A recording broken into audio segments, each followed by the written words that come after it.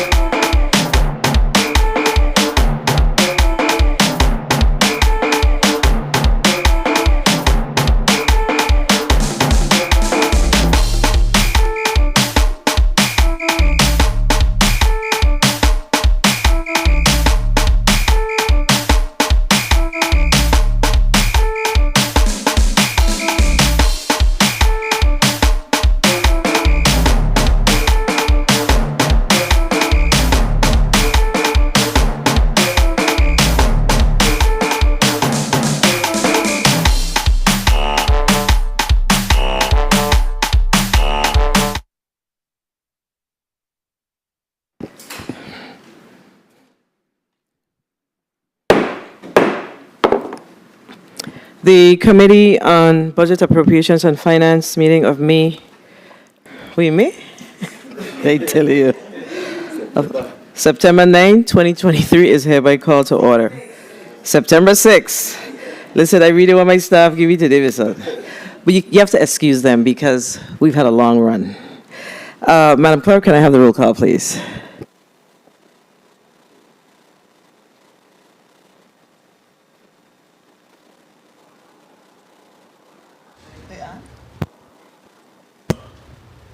Senator Marvin A. Blyden. Senator Blyden present. Senator Samuel Carrion. Senator Carrion absent. Senator Dwayne M. DeGraff. Senator DeGraff absent. Senator Ray Fonseca. Present. Senator Fonseca present. Senator Dana A. Fred Gregory. Senator Fred Gregory present. Senator Novell E. Francis Jr. Senator Francis Jr. present. Senator Javan E. James Sr. Present. Senator James Sr. present. Senator Carrion present.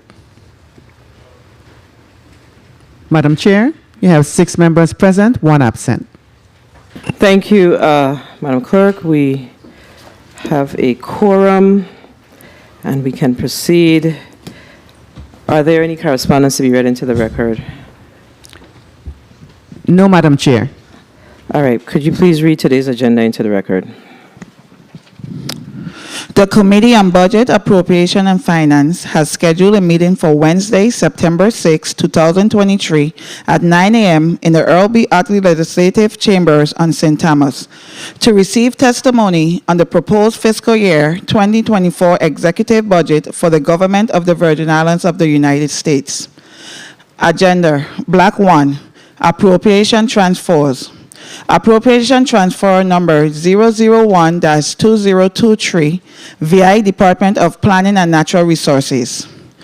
Appropriation transfer number 003-2023, VI Department of Human Services.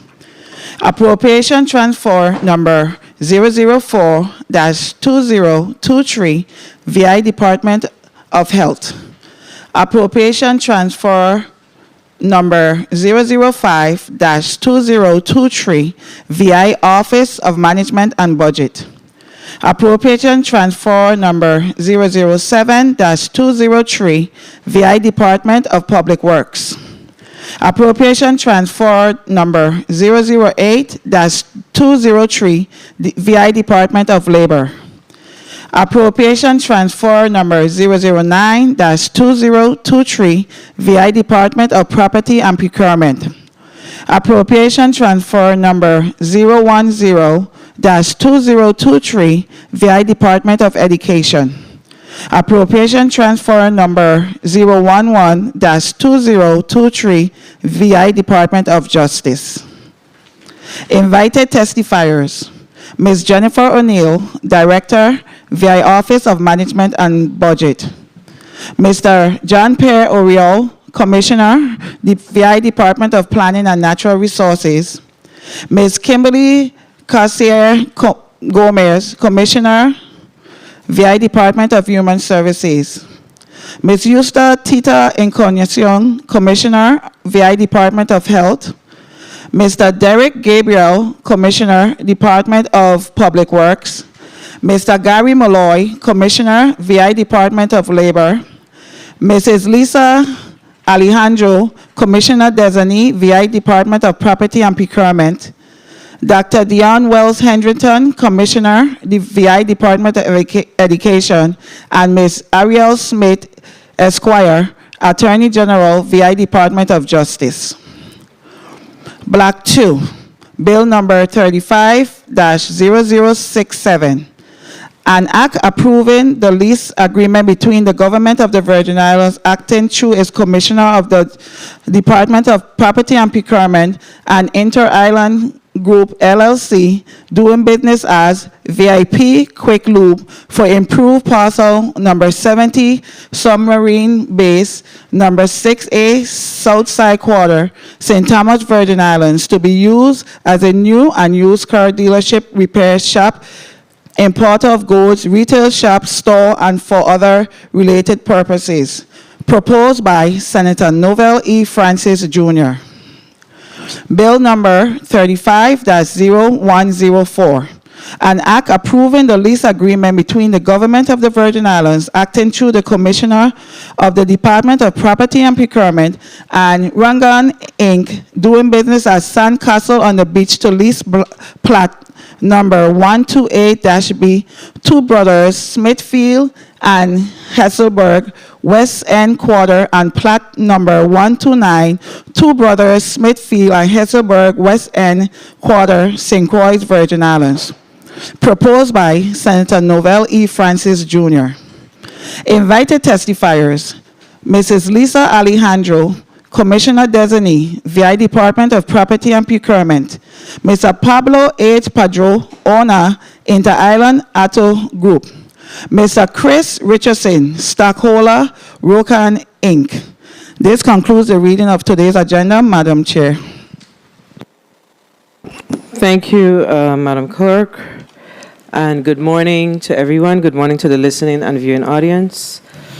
Good morning to the testifiers of the GVI. And good morning to everyone within the sound of my voice. Good morning. Good morning. As was shared by the clerk, today's agenda, we will receive testimony on the proposed appropriation transfers for fiscal year 2024, fiscal year 2023 executive budget for the Government of the Virgin Islands. We have two leases before us today, and we will hear those leases in the afternoon. I'm going to ask the OMB director, I suspect Director O'Neill. I know that we receive a number of testimonies, but I shared with you that we prefer to hear one uniform testimony. So you have the uniform testimony, correct? For the Yes, Senator. team? Okay, so I'm going to ask you to put your name and title on the record, and then I'm going to ask your other colleagues and staff to follow suit. You may proceed. Good morning, Jennifer O'Neill, Director, Office of Management and Budget. Good morning, Kimika Woods, Associate Director of Budget Operations, Office of Management and Budget. Good morning, Maurice Wells, Director of Business Administration, Department of Labor. Good morning, Kimo Smith, Deputy Commissioner of Fiscal and Admin Services, Department of Education.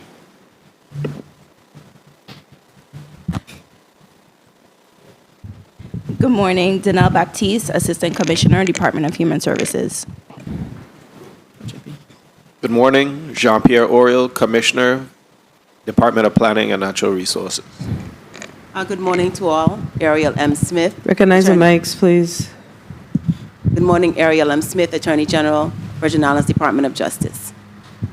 Good morning, Lisa Alejandro, Commissioner Designee, the Department of Property and Procurement. Good morning, Nicole Cragwell-Sims, Assistant Commissioner, Department of Health. Good morning, Ruben Jennings, Assistant Commissioner, Department of Public Works. Thank you. Do you have anyone on Teams? No, Senator. Okay. Senator, this is Commissioner Canacion. I'm also on Zoom. No. Good morning, everyone. Is there anyone else on Teams with us this morning? All right. Okay. Director O'Neill, you may proceed with the testimony. Thank you, Senator. I will have Ms. Woods read the testimony this morning. Good morning, Chairperson Donna Fred Gregory, members of the Committee on Budget, Appropriations, and Finance, other senators of the 35th Legislature of the U.S. Virgin Islands, and members of the listening and viewing audience. I am Kimika Woods, Associate Director of Budget Operations for the Office of Management and Budget. I appear before you with Jennifer O'Neill, Director of the Office of Management and Budget, pursuant to your invitation to provide testimony on various appropriation transfer requests. The needs for the various appropriation transfers as follows. The Department of Planning and Natural Resources requests an appropriation transfer in the amount of $560,000 from the personnel and fringe budget categories to the supplies and capital outlay budget categories. This request will help the department address shortfalls in the procurement of vital operating supplies. This request will also assist the department with the renovation of the Gustav Kittel Fish Market, also known as the Frenchtown Fish Market, in the district of St. Thomas, address much-needed repairs to the Mars Hills offices, and will also assist the department with the purchase of 2 vehicles to augment its aged fleet. The Department of Human Services requests an appropriation transfer from the personnel and fringe budget categories to the other services and charges budget category in a total of $4,905,000 to address various areas of concerns within the department. These areas of concern include, but are not limited to, deficits within the medical assistance claims and the medical assistance program, and the Supplemental Nutrition Assistance Program, SNAP, contractual obligations. The appropriation transfer would also address the realignment of funds for the Vocational Rehabilitation Program, local match, assist with the replacement of aged and failing air conditioning units within various locations, and with the build-out and furnishing of a new location at Sunny Isle Shopping Center on St. Croix. The Department of Health requests an appropriation transfer from the personnel and fringe budget categories to the other services and charges budget category in the amount of $800,000 to meet the maintenance of effort for the maternal and children health program.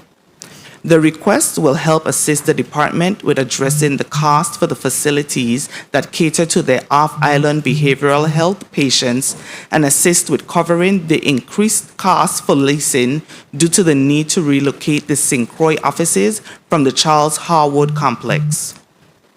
The Office of Management and Budget requests an appropriation transfer from the other services and charges budget category to the supplies and utilities category in the amount of $672,000. This request will cover the final cost for outfitting all of the agency's office locations. The initial plans for the annex at the Department of Finance in St. Thomas and the new office in the District of St. Croix included building separate office spaces for the staff. However, to ensure that the office remains efficient and effective, a change was made to utilize cubicles to ensure that adequate space is available to accommodate the growing staff. The main office has been modernized. However, the air conditioning units are failing and must be replaced. Also, as there are now more locations, the utility cost has also increased. As a result, there is now a need to repurpose the funds as it is imperative that the requisite accommodations be made to ensure that all expenses are covered. The Department of Public Works requests an appropriation transfer from the personnel and fringe budget categories to the other services and charges and the capital outlay budget categories in the amount of $900,000. This request will assist the department with its efforts to upgrade the damaged chain link fence with a masonry wall and signage at Western Cemetery No. 3, to address repairs to concrete pavements and vaults in disrepair, and the removal of tree stumps and dead trees throughout the entire Western Cemetery. An ADA-compliant ramp and aluminum gates at Western Cemetery No. 1 and 3 will also be added. The reprogram funds will also assist the department with the procurement of specialized equipment that is vital and unique to the department and aid the department with its beautification projects currently underway in both districts. The Department of Labor requests an appropriation transfer from the personnel and fringe budget category to the capital outlay budget category in the amount of $461,113. This transfer will assist the department with the build-out of the office in the St. Thomas district. Further, we request that the sum of $1,076,635.71 be transferred to the other services and charges M21E1, outstanding workers' compensation, to assist the department in reducing the outstanding obligation to medical providers for workers' compensations claims. The Department of Property and Procurement requests an appropriation transfer from the supplies budget category to the capital outlay budget category in the amount of $300,000. In an effort for the department to remain ready to support the territory during emergency response efforts for all disasters, DPP must acquire 3 generators, one for the Division of Transportation, one for the St. Thomas main building, and one for the modular units located in the St. Croix district. These funds are necessary to procure these generators. The Virgin Islands Department of Education requests an appropriation transfer from the personnel and fringe budget category to the other services and charges budget category in the amount of $1,660,151. This request will allow the department to pay outstanding and prior year obligations to vendors. The Department of Justice requests an appropriation transfer in the amount of $394,858 from the personnel budget category to the other services and charges budget category. This request will help the department cover other operational costs, including the cost for transporting bodies throughout the territory in the absence of adequate staffing for medical examiners. OMB has reviewed and analyzed all appropriation transfer requests to ensure the availability of funds within the departments and agencies' appropriated budgets. Because of this, our projections as of August 15 indicate that these requests are valid and can be accommodated within each agency's appropriation. To allow for processing and full payment to vendors, we ask that these appropriation transfers be made available until December 31st, 2023. We would like to commend these departments for identifying savings within their appropriated budgets, their willingness to address other areas of concerns with said savings, and most importantly, for their attempts to address outstanding obligations to vendors. We will continue to work closely with all departments and agencies. Madam Chair, this concludes my testimony. We will remain available to answer any questions that the members of this body may have. Thank you, Ms. Woods, for your testimony. And I neglected to ask the individuals on St. Croix to put their names and title on the record. So I'm going to ask them to do that now so we could know who's in the room with us in St. Croix. I'm not sure who I'm going to start with because we are seeing their back. So if we could get media to turn it around, please. Okay, so let's start with Mr. Malloy. Good morning, Ruben Malloy, Virgin Islands Department of Health, Assistant Commissioner. Good morning, my name is Tatia Monella Hewitt, Chief Financial Officer for the Department of Health. Good morning, Redan Steele, Deputy Commissioner of Public Health.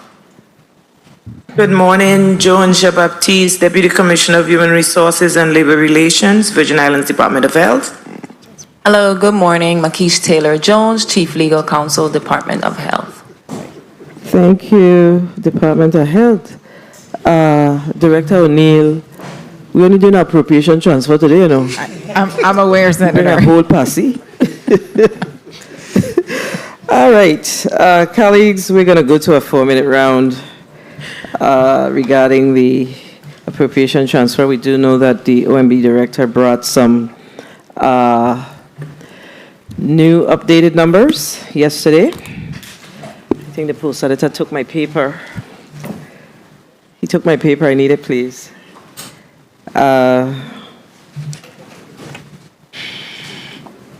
So the 2023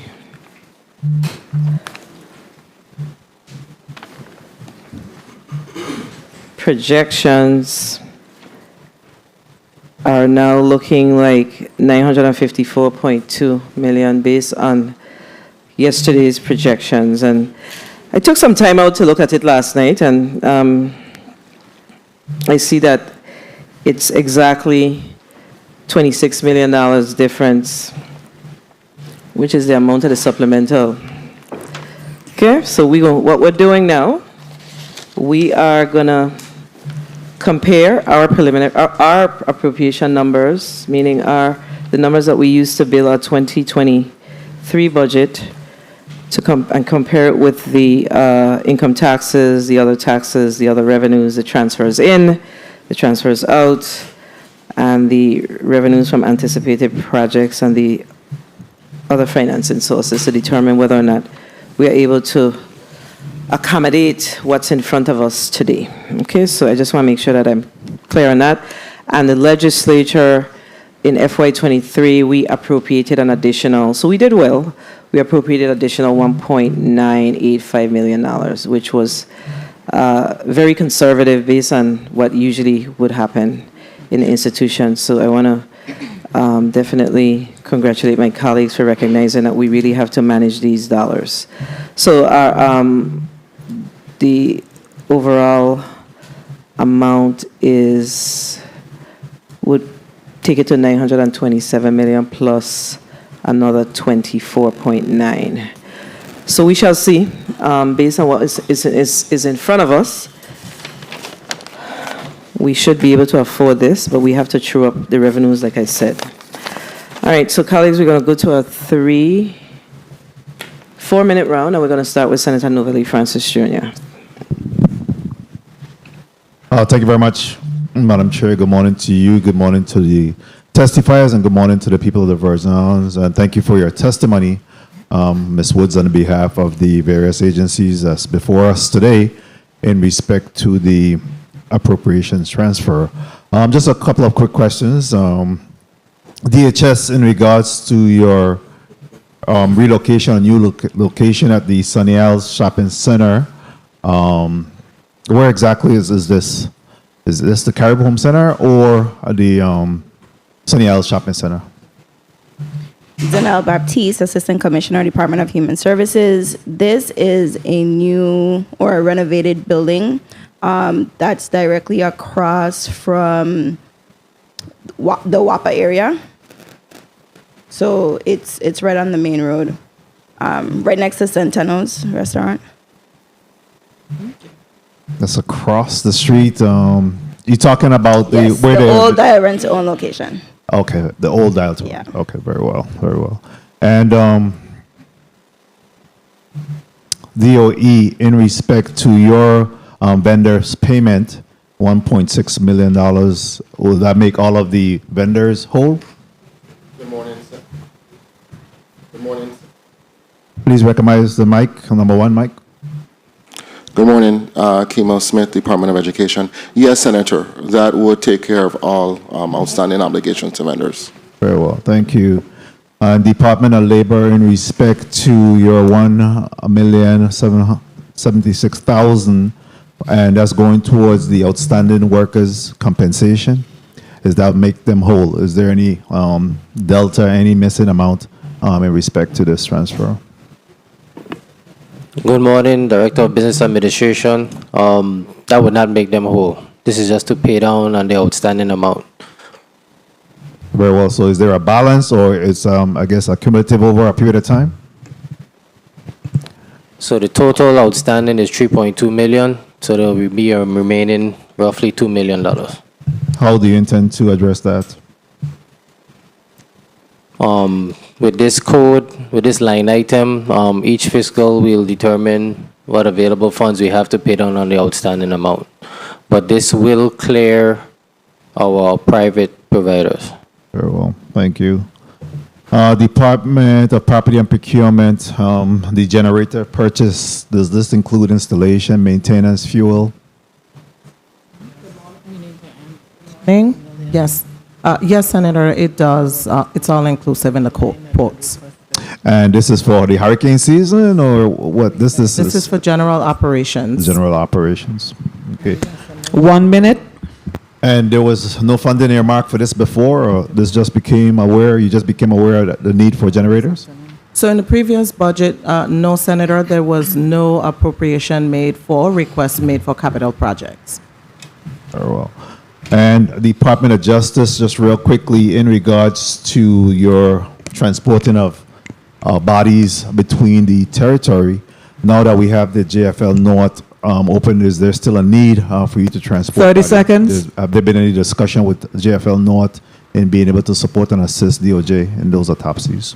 Yes, we have had discussions to... Please recognize the mic. Oh, Earle Smith, Attorney General. We have had preliminary discussions with JFL North. We are working on a memorandum of understanding with regard to having the autopsies for St. Croix deceased persons to occur at that morgue. And we're in, they have to, since it's a temporary new facility, Time. we want to make sure everything is in order before we can actually start having autopsies there. Very well. Thank you for your responses. My time has been called. Thank you, Madam Chair, for the time and opportunity. Thank you, Senator Francis. So, Madam OMB Director, so basically, the transfers are all coming from personnel and fringe? Yes, Senator. Actually, it is from personnel and fringe. And, well, the division of personnel is in here, but of course, you know, we continue to be concerned with the fact that annually we move the appropriations for the respective departments and agencies with this significant amount of funding in the personnel category. And those positions are not filled. Yeah, there are actually two of them that are not from personnel and fringe. Which ones are those? Those You know, OMB and property and procurement. PMP? Yes, are not from personnel. So OMB, where's what category? Because, you know, we're looking at these object codes and we asked for the object code numbers. I just got them. So tell me, OMB, where's your transfers coming from, particularly? It will be coming from capital. No, it will be coming from other services and charges and going to supplies and utilities. And why is it? And how much is coming from other services and charges? A total of $672,000. 672. And why do you have $672,000 available in other services and charges? I think it was coded incorrectly when we submitted it. It should have been under where we could pay for capital projects. This is what the cubicles are. Instead, it was placed where it shouldn't have been. So it's just a reclassing. I think it was our error initially when we submitted the budget. We knew what we were doing. We just didn't put it in the right place. So you did not have capital outlay funding for FY23 in your budget? It wasn't enough, but because we put it under the other category. What was the other supplies? The other services and charges. Other services. So it wasn't under capital, which is where it needs to be, because the cost of the cubicles makes it a capital purchase. And your total transfer is 672? 672, yes, Senator. All right, and then PMP? Yes, so Senator, it was Lisa Alejandro. It was taken from our overall supplies, which was initially budgeted at $385,000, and it was moved from that account into our machinery, which is capital projects, in the amount of for the $300,000. That is a request. And why didn't you spend your $385 in supplies? Presently, we have, I think it's $375,000 in expenditures, and I believe we have $119,000 in obligations, in encumbrances. Yeah, but I'm trying to figure out, when the Department of Property and Procurement came before the legislature in the summer of 2022, they shared with us that they needed these funds for supplies, and of course, we obliged, and the appropriation included these funds. So I'm trying to figure out, what is it that you were to do with the supplies in FY23 that you didn't do? The reason why I'm asking this question, and the OMB director knows, I'm asking this question because we find that as we scrub the budget numbers that we're seeing, as we look at it 2024, there is a lot of fluff, and we got to reduce them. We have to. So if it's that you don't know because you were not there as the lead, that's fine. But I just want to make sure I put it on the record that when we see these types of transfers, we have to pay attention to them. Okay? All right. Yes, Senator. All right. Okay. So, and this is going to purchase Three generators. And these generators are for, you said, for where? For the main building in South Base, and for the motor pool and our St. Croix modular office. All right, very well. And then the rest is personnel. Correct, And Senator. you know how we feel about that.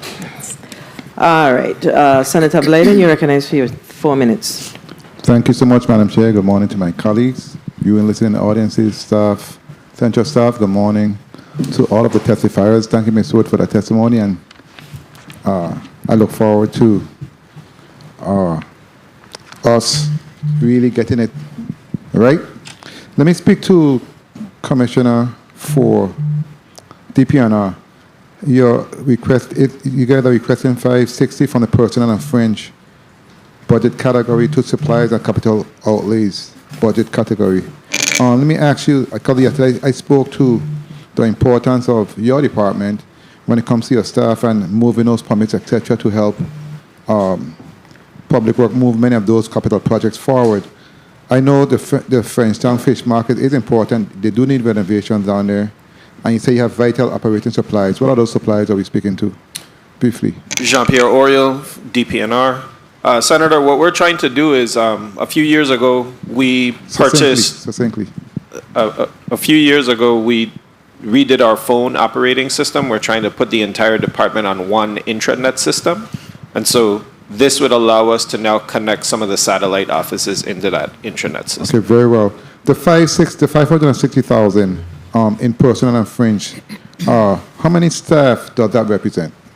It depends, honestly, but we have, as of the August 4th, the budget hearing, we had 54 vacant positions, but not all of those are general fund positions. The division in terms of permits, are you fully staffed in that division? No, we're not. Or do you have challenges in that division? We do have vacancies. We have a few federally funded vacancies as well. But the positions that we did post earlier in the year, they went unfilled. The two vehicles you're requesting, which divisions are they? It's actually a typo. It's actually going to be one. Initially, our first draft, we were going to move 80,000 to capital outlay for the vehicles. We shrunk it down to 45. So, again, we have our Virgin Islands Council of the Arts. There's no vehicle in that district. We have a new division in territorial parks, those types of things. So it could go to either one of those. Okay, and before I move on to public works, so there would not be any negative impact despite the transfer in terms of personnel and fringe when it comes to your staff, correct? Not the existing, no. Okay, very well. Let me go to the Department of Public Work. Assistant Commissioner Jennings, good morning. Good morning. Okay, you requested a $900,000 transfer from personal and fringe to other services and charge and capital outlay. Of course, 1 minute. We've been speaking about the fence at the Western Cemetery, and you're going to put up a wall, which is very good. We've been speaking about that for some time, and you also spoke to an ADA compliance ramp. Western Cemetery 1 and 3 will be also added. And you spoke to specialized equipment. What kind of specialized equipment are we speaking of for your department? Thank you, Senator. Ruben Jennings, Assistant Commissioner. 30 seconds. Department of Public Works. So that equipment is specifically for the island of St. Croix. It's a tractor head equipment. So the current equipment that they have on St. Croix is a 2007 tractor head. And what type of beautifications projects that you have on the way in both districts? Can you speak to that? Yes. So we recently completed on St. Thomas. If you exiting from the airport road on Moravian Highway, we recently completed that landscaping project. On St. Croix, we're working with a vendor to landscape the area exiting on the East Airport Road. So those four quadrants, we plan to beautify. We're waiting on irrigation to continue that project. Appreciate that. Thank you so much for your responses, Madam Chair. Thank you for the time. Thank you, Senator Blyden. Senator Fonseca, you're recognized for your 4 minutes. Yes, thank you, Madam Chair, and a special welcome to all the distinguished testifiers before the body today. So Jennings, I wanted to start with you with Public Works. First of all, I have to say congratulations. Harlem Road in Bavonia, I pave. Boy, that's a big, big thank you. You know, I know the senator from NADA, several of us were working hard. Congratulations. So this $900,000 now that you want to do, is any of the equipment, you know them thing that you to clean the sidewalk? How you guys had one of them? Is that working? Thank you for the question, Senator. We do have we actually have 4 street sweepers, 2 on St. Croix, 2 on the St. Thomas St. John district. Okay, good. And the current work, yes. As soon as you get a chance, take one of them street sweepers out to Bavoni, because you know the kids them walk from Borta all down the dump day. The whole sidewalk them in Bavoni just full of dirt, a pile of dirt, and thank you very much. Okay, I want to go to Human Services with the $4,905,000 transfer. Okay, there's one appropriation here. It's org 007-20101. It's 2.5 million appropriation. You're transferring 2.3 million. What specifically was that targeted for originally? That 2.5 million. I'm talking about the 4,905,000. 1 second, Senator. Okay, well, while you're doing that, let me ask you, the Vice President and I yesterday, we toured Queen Louise home for the elderly, and I got to say thank you very much for Human Services. The place was clean. They had new bed for the elderly, electric bed and thing. That's great. But I noticed you had a brand new generator too. But Greg and St. Croix need that same generator that you have in Queen Louise, and it's $85,000. Why can't you get that Herbert Greg generator in here in the 4,905,000? Because Herbert Greg is elderly, just like Queen Louise, and they need that same generator. So I recommend that you put in that Herbert Greg generator, because it's a big amount, 4,905,000. Put a 85,000. 1 minute. Ms. Martinez done got the estimate. Madam Chair.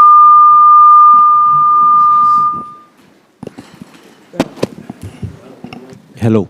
Yes, thank you, Madam Chair. Okay, yes, so put in the $85,000, man, for that generator in Hobart. Greg, them is the same elderly. We got to treat our elderlies good. Okay, so I wanted to go quick to the lease is right across from Pueblo for the auto. Madam Commissioner of Property and 30 Procurement. seconds. That's right across from Pueblo, right? The lease is for that place right across from Pueblo downtown. For the auto place, right down from an inspection lane. That's what. Yeah, go ahead. It is, Senator, but that's on the next block. Yeah. I just wanted to make sure. Okay, so MAP as medical assistance payment. I'm getting some complaints about some people that's on the program, right? And there's this one specific guy, right? He is on the list to get a kidney transplant, right? And this is a productive citizen in our community. We got to do something to help this guy. We cannot let him die. He's on this list to get a kidney transplant. Please help this guy. I ain't going to call his name, but he's from St. Croix. He's an advocate for the people, and let's get him to get his kidney. Thank you very much, Madam Chair, for the time. Thank you, Senator Fonseca. Medical assistance. I need clarification on, since the Senator brought it up, I need clarification on the reason why we have outstanding contractual obligations on, this is human services, on the, I think is medical assistance and it's SNAP. I think that's what I saw. So share with us what we didn't do as to why we have outstanding obligations there. Thank you for the question, Senator. So we have some gaps in our contractual obligations, not because we didn't budget correctly for those, but because those contracts were renegotiated throughout the year and we experienced some cost increases that were not budgeted for. So just tell us what that means. Sure. What does that mean? When you have contractual obligations for SNAP, you have contractual obligations for MEP. What does that mean? What is that contract? What services are they providing to the Department of Human Services for those programs? So we have 4 vendors that we are seeking to pay. One is for Gainwell for our Medicaid program. They are the ones who process our claims. They charge us on a per claim basis. So for one, that is a case where we've had more claims this year than we've had in prior years. And we've also seen a per claim increase in their rate. We have our PSI vendor who process our SNAP benefits. We also saw an increase in their rates this year when we renegotiated their contract. We have CSG. They support both SNAP and Medicaid. And again, that contract was executed within the fiscal year. So we saw an increase in that contract amount. And finally, we have the DSNAP program. So this is the disaster food stamps. And so we had some issues in terms of compliance. There were some issues that we had to bring our system up to par as related to the federal government. Okay. And those funds all come from the general fund, or those are usually paid with federal dollars and we just need the general fund this year to fill the gap? I'm asking the question because you spoke about contractual increases and we are actually working on our 24 budget, so I need to understand if we're going to experience the same situation next year. So this is the match portion. Okay. We do anticipate that we could see some of these increases in FY24, particularly when it comes to like Gainwell, when it comes to the claims, because it is a hard thing for us to estimate. Okay, so what we're going to need to get from you, and this is actually tied to the 24 budget, so we can make sure that we're doing due diligence because of this contractual conversation, and this is your match. We need to get from you a update on all of your other services and charges category for human services as far as your obligations, your Right, your commitments, okay? Okay. All right, thank you. Will do. Senator Carrion, you're recognized for your 4 minutes. Thank you, Madam Chair. Good morning. Director of OMB, can you please tell us what's the total amount that is before us today for appropriation transfer? What's that? What is some that? Thank you for the question, Senator. We will get that number for you shortly. Okay, and Department of Planning and Natural Resources, you mentioned some shortfalls, well, in testimony was mentioned some shortfalls for procurement of vital operating supplies. Why and what are your shortfalls? What happened? So Senator Jean-Pierre Earle, Commissioner, DPNR. So last year, actually, during budget markup, DPNR actually experienced a reduction in our supply category by $46,500. So we made up as much as we could during the year through other means. However, again, we're trying to do this one project with our phone system, and we're just looking Understood. What repairs are you making to the Marshall office? So, Senator, we're looking to repair dents in the wall, replace sort of stained ceiling tiles, fresh coat of paint. I mean, the office staff in St. Croix moved into that building in 2000, and there's never really been any kind of capital improvement on there. Very well. You budget that for this FY24 to make sure you have maintenance for those type of situations? For the amount that we are looking for here right now, this will take care of most of it. Very well. Department of Human Services, the appropriation transfer will also address the realignment of funds for the vocational rehabilitation program local match. Can you please expound on that? Sure. So we are reappropriating $54,000 just about for the vocational rehab local match because they had some vacancy savings. They were not meet their match this year. So we have to put it into a different category so that they are able to meet their match. Understood. Understood. Department of Public Work, I think you mentioned, I was curious to see what specialized equipment you'll be reprogramming to use these funds for. Yeah. Hey, mic check. Yes. So it's a tractor head. It's almost like a semi-tractor head that we use to transport our backhoes and heavy equipment. Okay. So the one that we currently have is a 2007, which we have been expending a lot to maintain. This will be in which district? The St. Croix district. St. Croix district. Yeah. Very well. And the Virgin Islands Department of Education. You're requesting the transfer to be able to pay outstanding 1 minute. Prior year obligations to vendors. Would this satisfy all your vendors' outstanding obligations? Good morning, Kimo Smith, Department of Education. Yes, Senator, this would take care of all outstanding obligations to vendors. Okay, so once you do this, then you would fall into what cycle? Every 60 days, outstanding vendors? What's your current process? The current process is to pay vendors within 30 days. Within 30 days. Okay. 30 seconds. This would put you then. Yeah, correct, Okay. Senator. Very well. OMB Director? You still adding numbers or you? What's the number? Go ahead and answer. Very well. So you mentioned OMB Director, I guess, in your transfers, you are requesting for Time. utilities. If you could just share a little bit about that while you finish up. It's utilities and being able to pay for the cubicles that we have. So utilities, because we've added our St. Croix location as well as the secondary location on St. Thomas, which is down at the Department of Finance. Our utility expenses have gone up because we added new locations. So we just needed to move a little bit more to utilities to make sure we were covered. You have the number?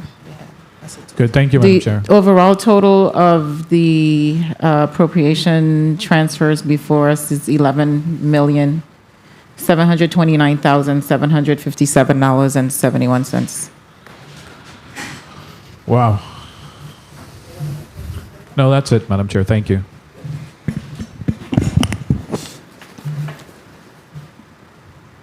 Thank you, Senator Carrion. Department of Education. Hi, Kimo. Hey, good morning. How are you today? Good. Good. So, of course, we are concerned that the Department of Education, year on year, comes before this committee and asks for appropriation transfers for outstanding obligations. I think last year or the year before last, one was like $3 million.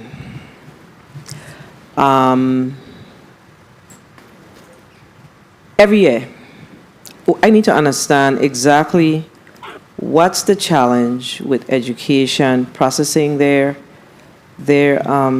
requisitions to avoid, eliminate these outstanding obligations, and how old are these outstanding obligations, and for what divisions? Because I have a feeling I know what divisions they're for, and for what divisions are they for?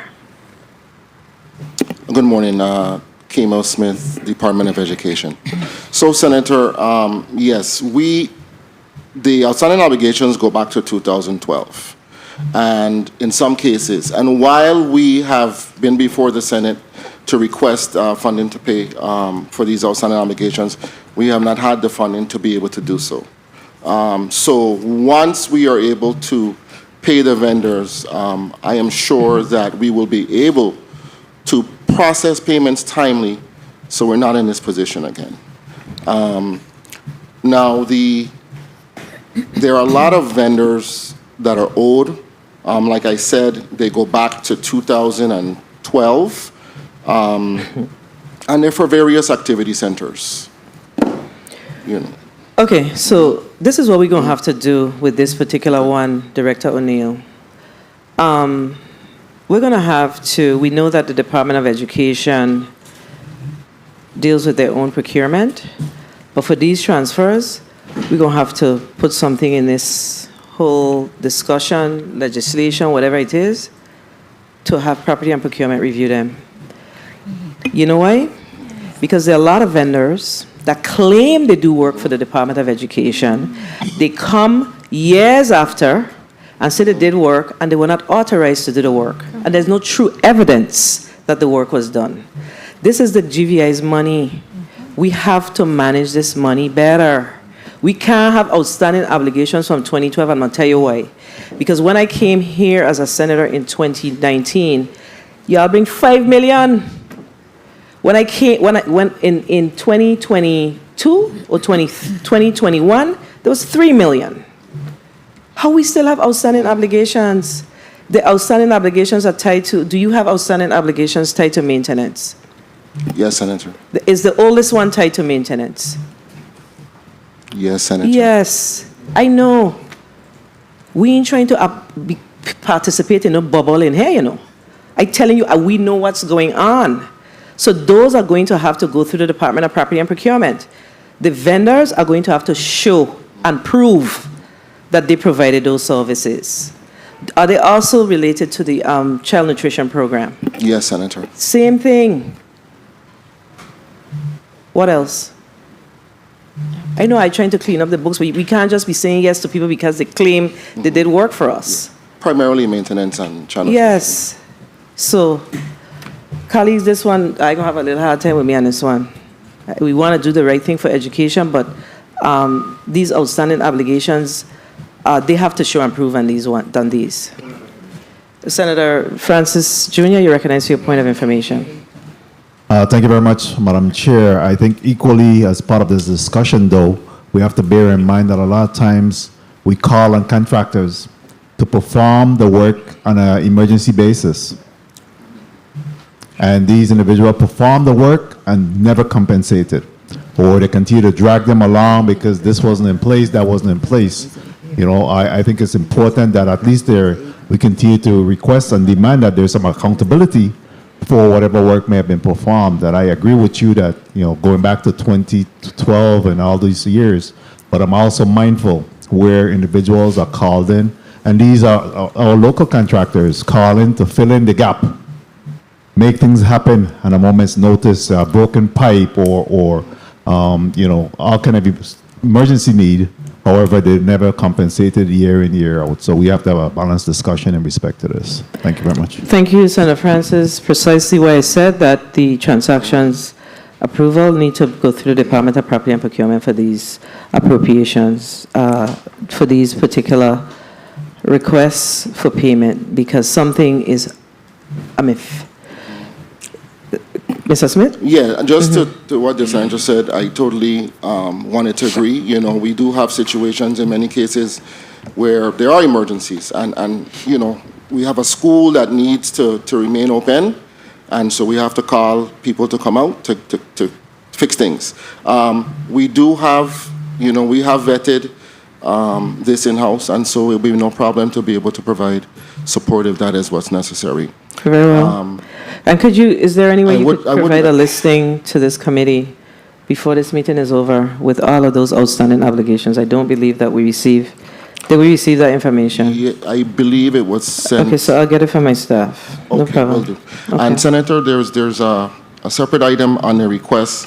While it is an outstanding obligation, it's not on our outstanding obligation list, and it's a vendor that's owed for some work that was provided, and so I just want to make sure we have it separate and apart.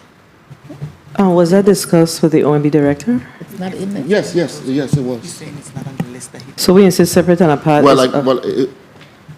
It's not on the transfer request? It's on, no, it's on the request. Okay, so what is it? So clarification, please. So Senator, it's included or should be included in the appropriation transfer request. What I think Mrs. Smith is saying is that he sent a list of outstanding obligations that did not include that payment for AECOM that is owed. The AECOM payment is for what is it for, the kitchen supplies or Correct, something? kitchen equipment. So how much money that is? That is $943,803.06. And the federal government has refused to pay that? That is correct, Senator. Why? Well, we actually had encumbered the full amount of the task order, and the balance which was on the purchase order was canceled. And so we did not have the funding available to be able to make that final payment to AECOM. So, repeat that for me. Just for so we had a purchase order for the full amount of the task order. We did receive some of the items. We made payments for those items. However, the remaining balance that was tied to the kitchen equipment, the purchase order was closed. Okay. And so we don't have the funding. We didn't have the funding. So the purchase order was closed and the funding is no longer available? Correct. On that task order? That is correct.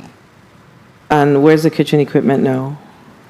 In St. Croix, in the schools. So they're installed? Some of it is installed, some of it is still not installed. So who's responsible for installing them? Let me get that information first. Okay, so do you know who installed those or were installed? No, I'll get that. Yeah, we need to get that information. And when was those kitchen equipment ordered? Because I think it's been a long-standing conversation, if my memory serves me correct. Yeah, it's been several years. I have Ms. Chanel Calwood with me. Can I? Ms. Calwood, yeah. Yeah, let me bring her. Ms. Calwood. Sure. She'll be able to answer those questions. Plaza Arms?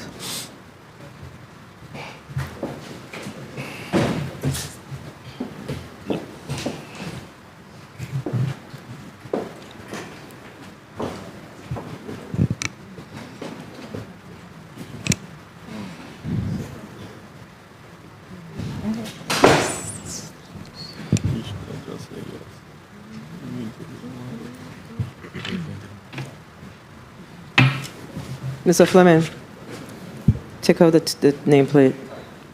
Thank you. Okay. Morning. Put your name and title on the record. Good morning, Senator. My name is Closer to the mic. Chanel Calwood, architect for Department of Education. Good morning, everyone. Morning. So regarding the AECOM task order 13 it was, with that task order, AECOM was requested to provide classroom furniture and kitchen equipment and golf carts. They have provided all the items. They were paid from that purchase order that Mr. Smith talked about for all of the golf carts that we received, all of the furniture that we received, and a portion of the kitchen equipment. The purchase order was closed before we were able to make the final payment, and that final payment is included in this budget transfer request. So when you say it was closed due to unavailability of funds, or it was closed in error? It was closed by the Department of Finance, so I do not know why it was closed. Okay. We did ask for it to be reopened, but it was not. Okay, and the items that were installed, who's responsible for installing them? The staff installed what they could, and we have three contracts in place to do the other installations. And how long have we received these equipment? We received the equipment in 2021. And we have not installed them to date? Or we Correct. just started a new school year? Many of the kitchens did not have the electrical and gas lines to support the installations, so that is what the contractors are currently working on. All right. Thank you, Senator. All right, thank you. Senator Javon James, you're recognized for your... Well, before I do that, let me please recognize the presence of Senator Dewey-Dem DeGraff. Please mark Senator DeGraff as present. Senator DeGraff is always here on time, so I didn't realize that he was absent this morning. Good morning, Senator DeGraff. Senator James, you're recognized for your 4 minutes. Greetings to the people of the U.S. Virgin Islands. Thank you, Madam Chair, for the time. And I'm hoping and praying with the weather that we are about to experience that the Virgin Islands will be safe and our sister islands.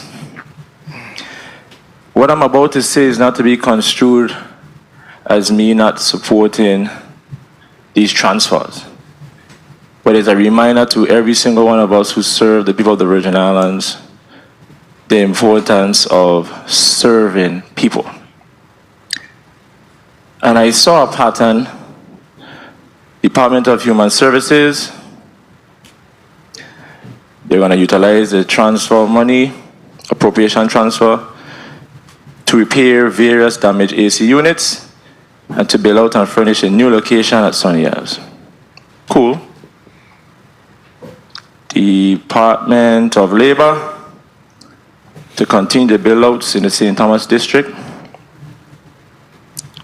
Cool. Department of Health, reallocation of St. Croix offices. Cool. Then we have here OMB, utilizing the fund for utility costs for the new locations and to repair or replace the failing HVAC system. Cool.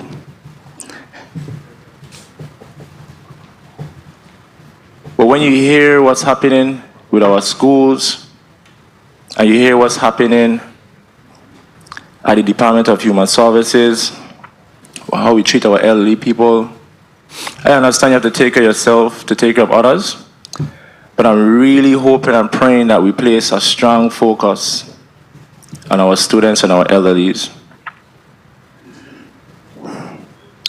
It hurts my heart when I go on the radio and I hear that the school year just started. And people complain about AC. But guess what? Every single one of us with these transfers, based on what I'm seeing, retrofitting the buildings, getting our new ACs, and nobody's not saying to not get the ACs.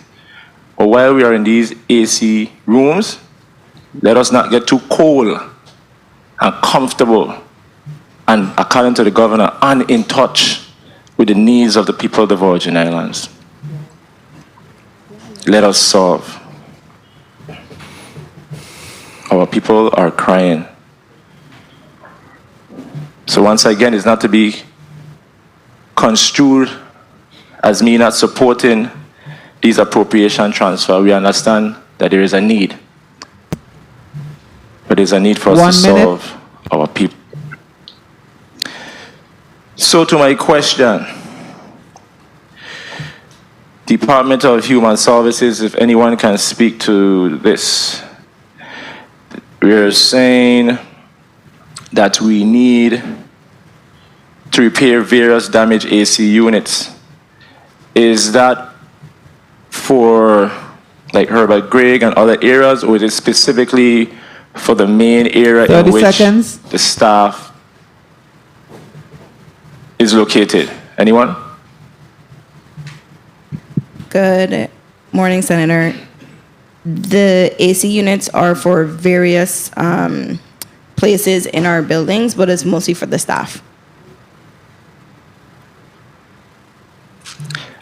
And as far as the new location at Sunny As, how soon will you be in that building? We're hoping to be in that building before the end of this calendar year. And just for the public, the new building that we speak of, is that the one right there where the old car wash used to be? Or is it someplace else? Where is it? The location of the new building is the old Dial Rent-to-Own location. Okay, so I don't want to abuse my time. My time was called. I must admit that is a good location. It's strategic. Our individuals are very aware of where Sunny Isles is, and I'm hoping and praying with this new location that we'll be able to help our people. Of course, there were many other questions, but I just want to remind everyone as we sit in our offices and our ACs to not get comfortable and let us lead and serve our people of these beautiful U.S. Virgin Islands. Thank you, Madam Chair, for the time. Thank you, Senator. So, Mr. Smith, I got an opportunity to see the, you know what, I'm going to go to the next senator, and then I'm going to come back, because I need to look at St. Croix. Senator DeGraff, you're recognized for your 4 minutes. Thank you, Madam Chair. Good morning, colleagues. Good morning, testifiers, all viewing, listening, and present. I do apologize for being late today. Basically, I had questions regarding Department of Education and the length of time for the vendors, but it was basically explained. Now, I think it's Department of Labor where they spoke of. Your ask is for what? If you could tell us that again. Please.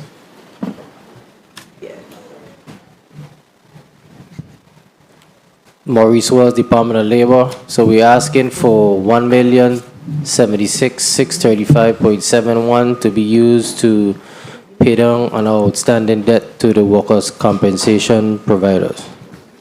And then we're asking for an additional $461,000 to assist with the build out in the St. Thomas district. And you say you had still a $2 million deficit that's owed? Yeah, because the total outstanding for the workers' comp providers is $3.2 million. So with those that you're going to pay down on, how do you determine who get paid and who gets held?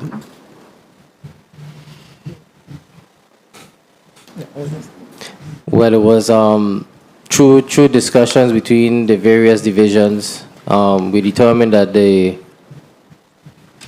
private providers will be paid in full, and then the balance will be paid between the hospitals. Boy, I guess that's either turn your back and throw a pebble in the ocean and wherever it land.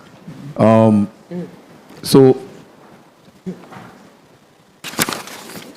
OMB director is in these appropriations, do they have where they could accomplish that total amount? Or is it not?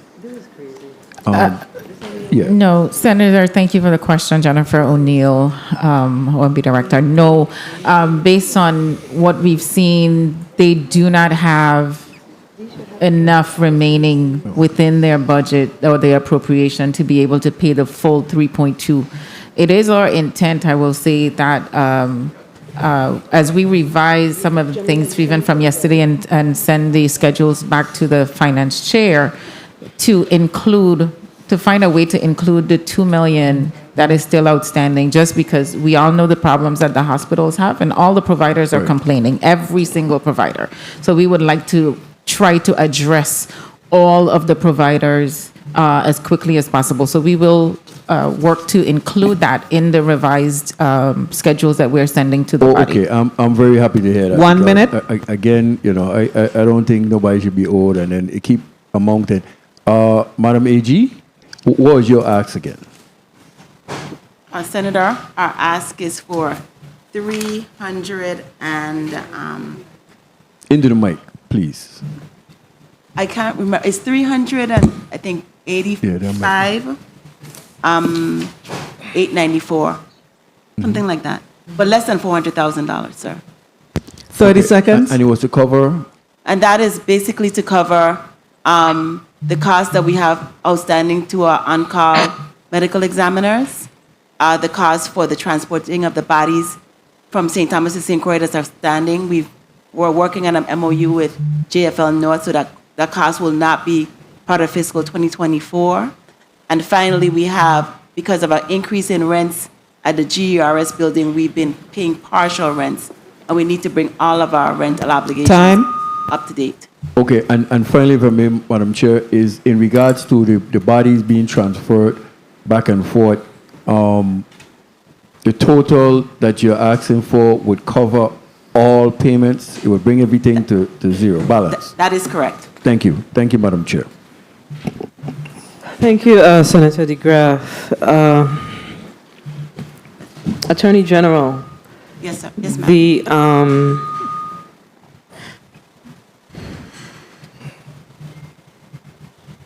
I forgot.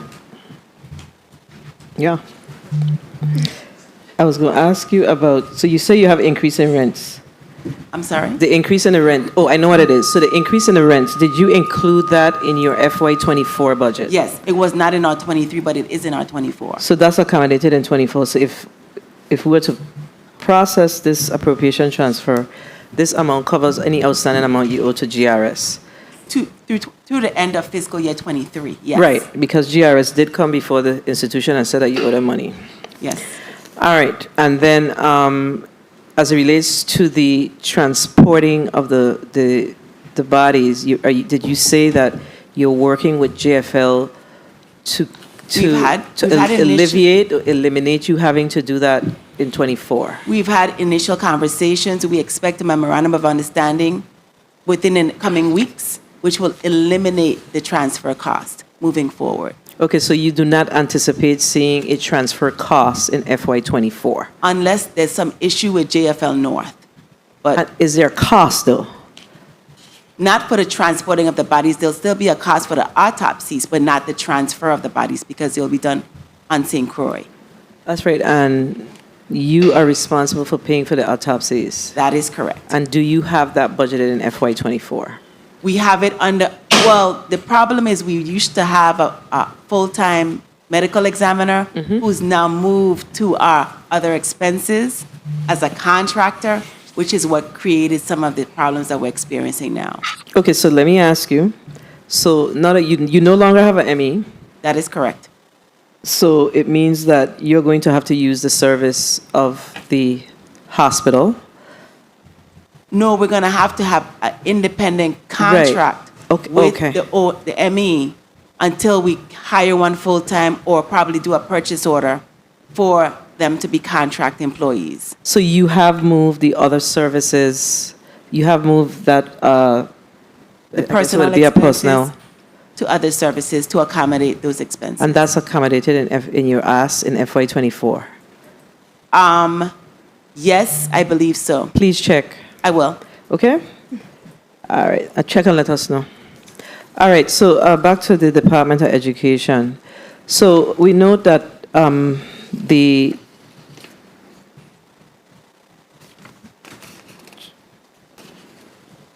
transactions for, let's use St. Croix as an example, as one. Let me start with St. Croix. So apparently there is, you pay to pick up the trash in St. Croix?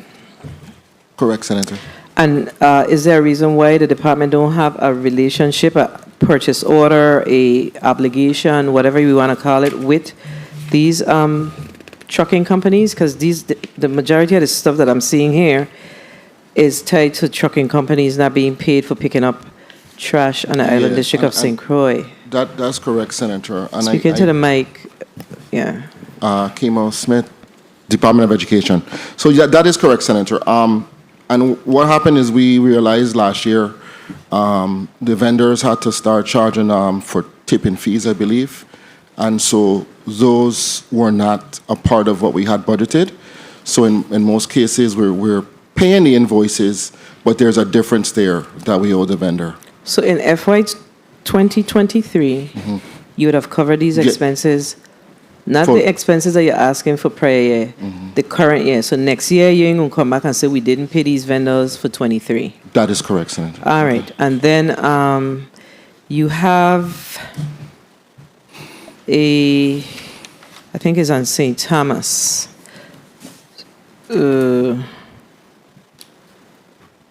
First choice. Okay. So that's the trucking.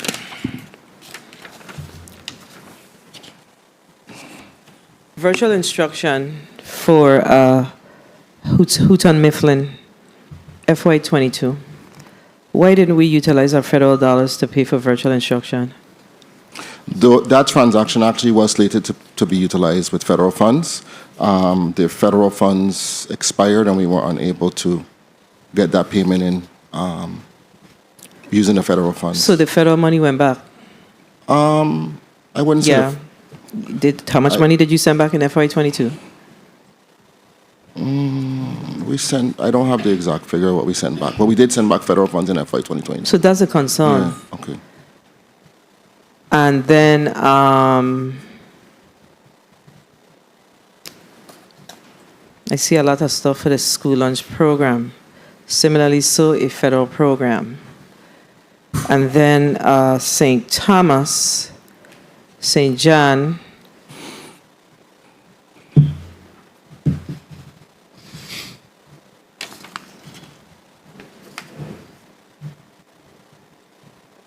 Valak Ventures. Why are we not paying for the boat transportation? For Valak Ventures, and I think I see one for, I guess this one is for school lunch transportation, but Valak Ventures. Senator, I'm not sure why these were not paid. However, I would say that in some cases, I mean, we reach out to the vendors, but we need our vendors to be able to submit the invoices and submit the invoices timely. What we find sometimes is that, we get invoices after, a vendor was all of a sudden sending a bunch of invoices to you for payment. And if we can, we can, but if the year is already closed, then it puts us in a position where we're not able to pay. So are you saying that these didn't have purchase orders?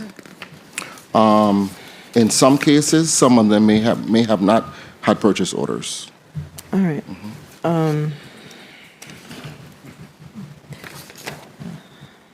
So do we have systems in place now to correct those challenges?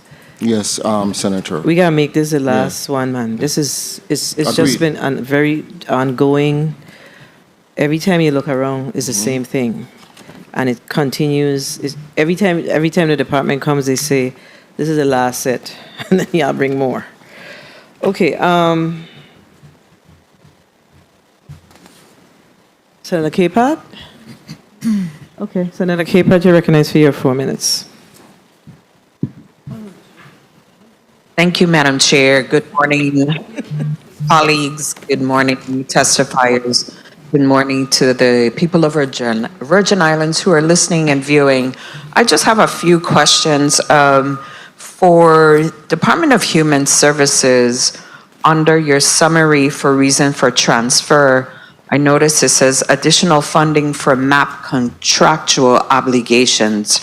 I wanted to inquire as to one of those providers. With that, are you up to date with the payments for your local travel agencies that deal with the inter-island travel and mainland travel for the Medicaid recipients?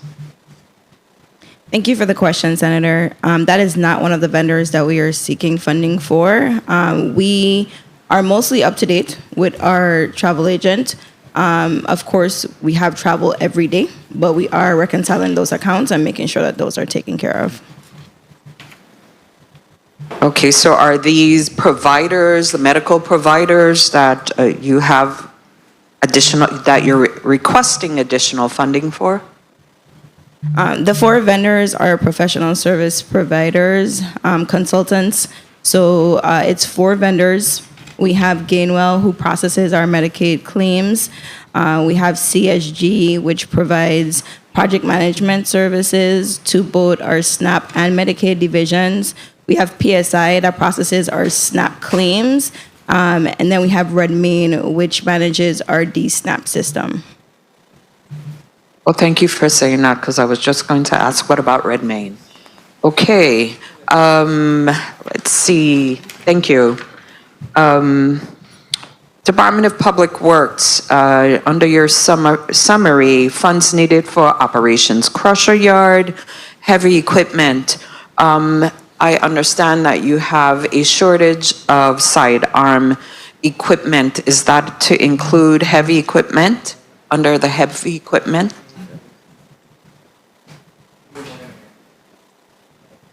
Gabriel, Commissioner Gabriel, are you there? Ruben Jennings, Assistant Commissioner, Department of Public Works. No, that's to purchase for the St. Croix District a tractor head to transport our heavy equipment. Okay, so no plans for no sidearm cutters? So we normally contract with contractors to provide our service for the territory. Okay, thank you. Department of Labor, I just wanted some clarification. In your summary, you said reduce our outstanding obligations to our medical providers. Can you... 1 minute.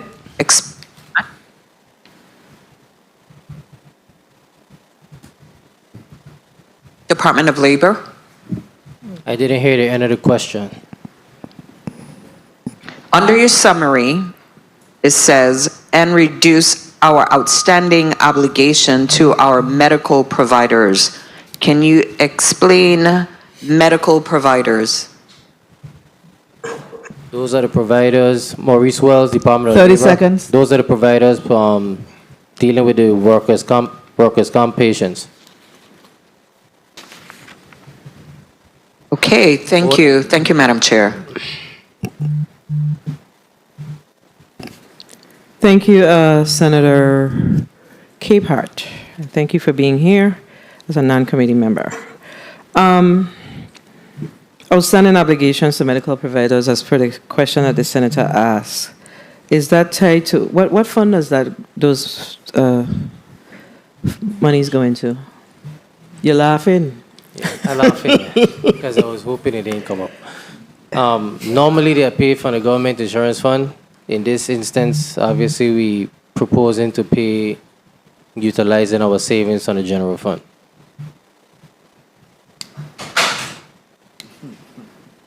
Director O'Neill, I know I'm going to catch it. No, Just tell me no. I don't know why he thought it would be hidden, but we know what it is. We've done this and we've had to do this before for the same reason we spoke of yesterday, where the government insurance fund just doesn't have the funding to pay the providers. And as I stated to Senator DeGraff, all of the providers are complaining they've owed for years, and we got to get them paid. So we have to address the government insurance fund, to your point from yesterday, as we spoke of. And we have to find ways to make sure they're paid now. So we'll use what we have while we continue to address the issue within the GIF. Okay, so the issue within the GIF is tied to the fact that do we have government agencies that has not paid their workman's comp payment over the years?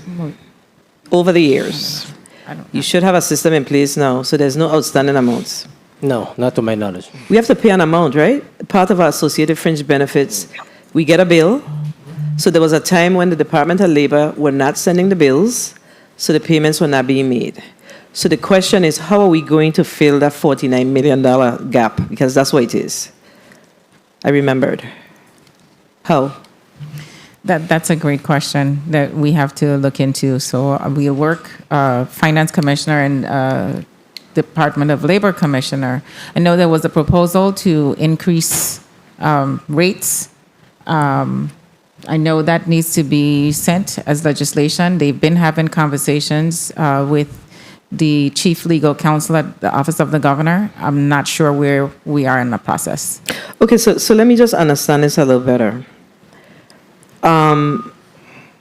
Mr. Wells, so do you have a running spreadsheet report, aging report of individual departments, companies, businesses, if you will, that has outstanding amounts owed to the that fund, the government insurance fund? I don't, but I'll be able to get that information for you. So you don't know? I'll have to check with the Director of Workers' Compensation. Yeah. Director O'Neill, you know? No, Senator, I do not. Yeah, we having this conversation over and over, and the number is getting higher, and you guys actually budgeted $3 million against it for FY23. So, Director O'Neill, you know that's another $3 million we have to find because we're not using this fund to budget operating costs.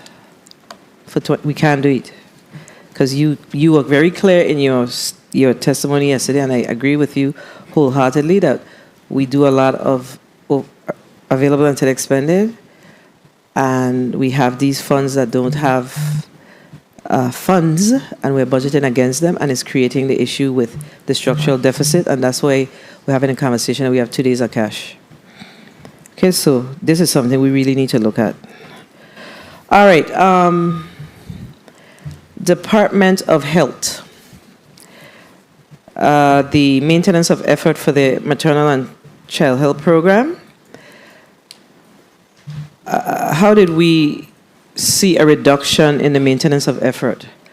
Is it maintenance of effort tied to your annual budgets? Was your budget reduced? How do you true up maintenance of effort for your maternal and child health program? The budget we just shifted some funds, but I'll have Tatia, our CFO, speak to the maintenance of effort. Hi, good morning, everyone.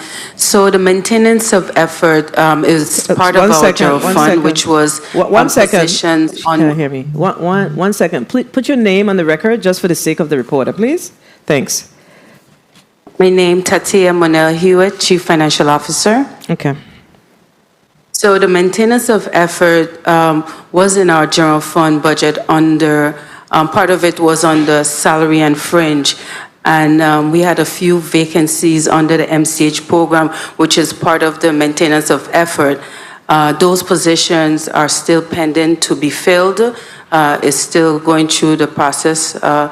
DC Jean Baptiste can elaborate more on that. But in order to meet the maintenance of effort, we're asking for the funds to be shifted from salary and fringe to other services. And that fund will be used to help with the new lease in St. Croix and also the build out.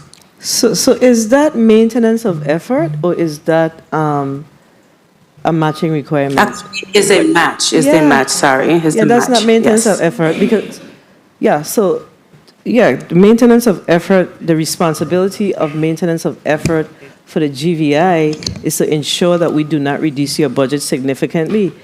The matching requirement is something different. So what's the ask? The ask is for maintenance of effort or the ask is for the matching requirement? Because I don't It's think the matching requirement. It's the matching requirement. That was an error on the appropriation transfer document. So y'all should tell us because you have to educate us, right? That's the only way we're going to know as well. Because, senators don't necessarily know what these terminologies mean. So, because when I saw it, I was maintenance of effort. Okay, so you are trying to meet your match. Correct, Senator. All right. And then, so labor, public works, health. You have a point of information, Senator Fonseca, you recognize. Yes, thank you, Madam Chair, and I agree. You got to educate us a little bit because, you know, I don't have a PhD. And I was looking at your book here is about 868 pages. And I got to question it, and I don't really have too much book with 800 and so, but the Bible have about 900, the King James Version. So I trust everything in that. But this one I got to question. So on page, with human services starting on page 696 to 765, right? I want to get to that 2.5 million appropriation and $1,949,097. So I look at your activity code on page 707 and it's 7200, 708, 72001. I can't find the activity code here that you're saying is 72101 for the 2.5 million. So help me, where is it in this book here? Because I can't find that 2.5 million, nor can I find the 1,000,009. So educate me there, Madam Budget, OMB Jennifer O'Neill.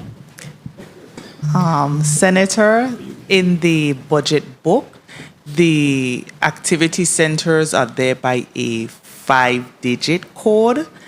I'm assuming that you are referencing the appropriation transfer request, and that is actually the org code that we use for accounting purposes in the financial system. Is not here. Correct. You will not see, find that's why I trust the other book, the Bible, because I got all the good information. Okay, thank you very much, Madam Chair, for the question. Thank you, Senator Fonseca. And I think the last one, I think we have public, DPNR. So DPNR, you indicated that you are needing to transfer $560,000 to the supplies and capital outlay budget categories. And I understand the capital outlay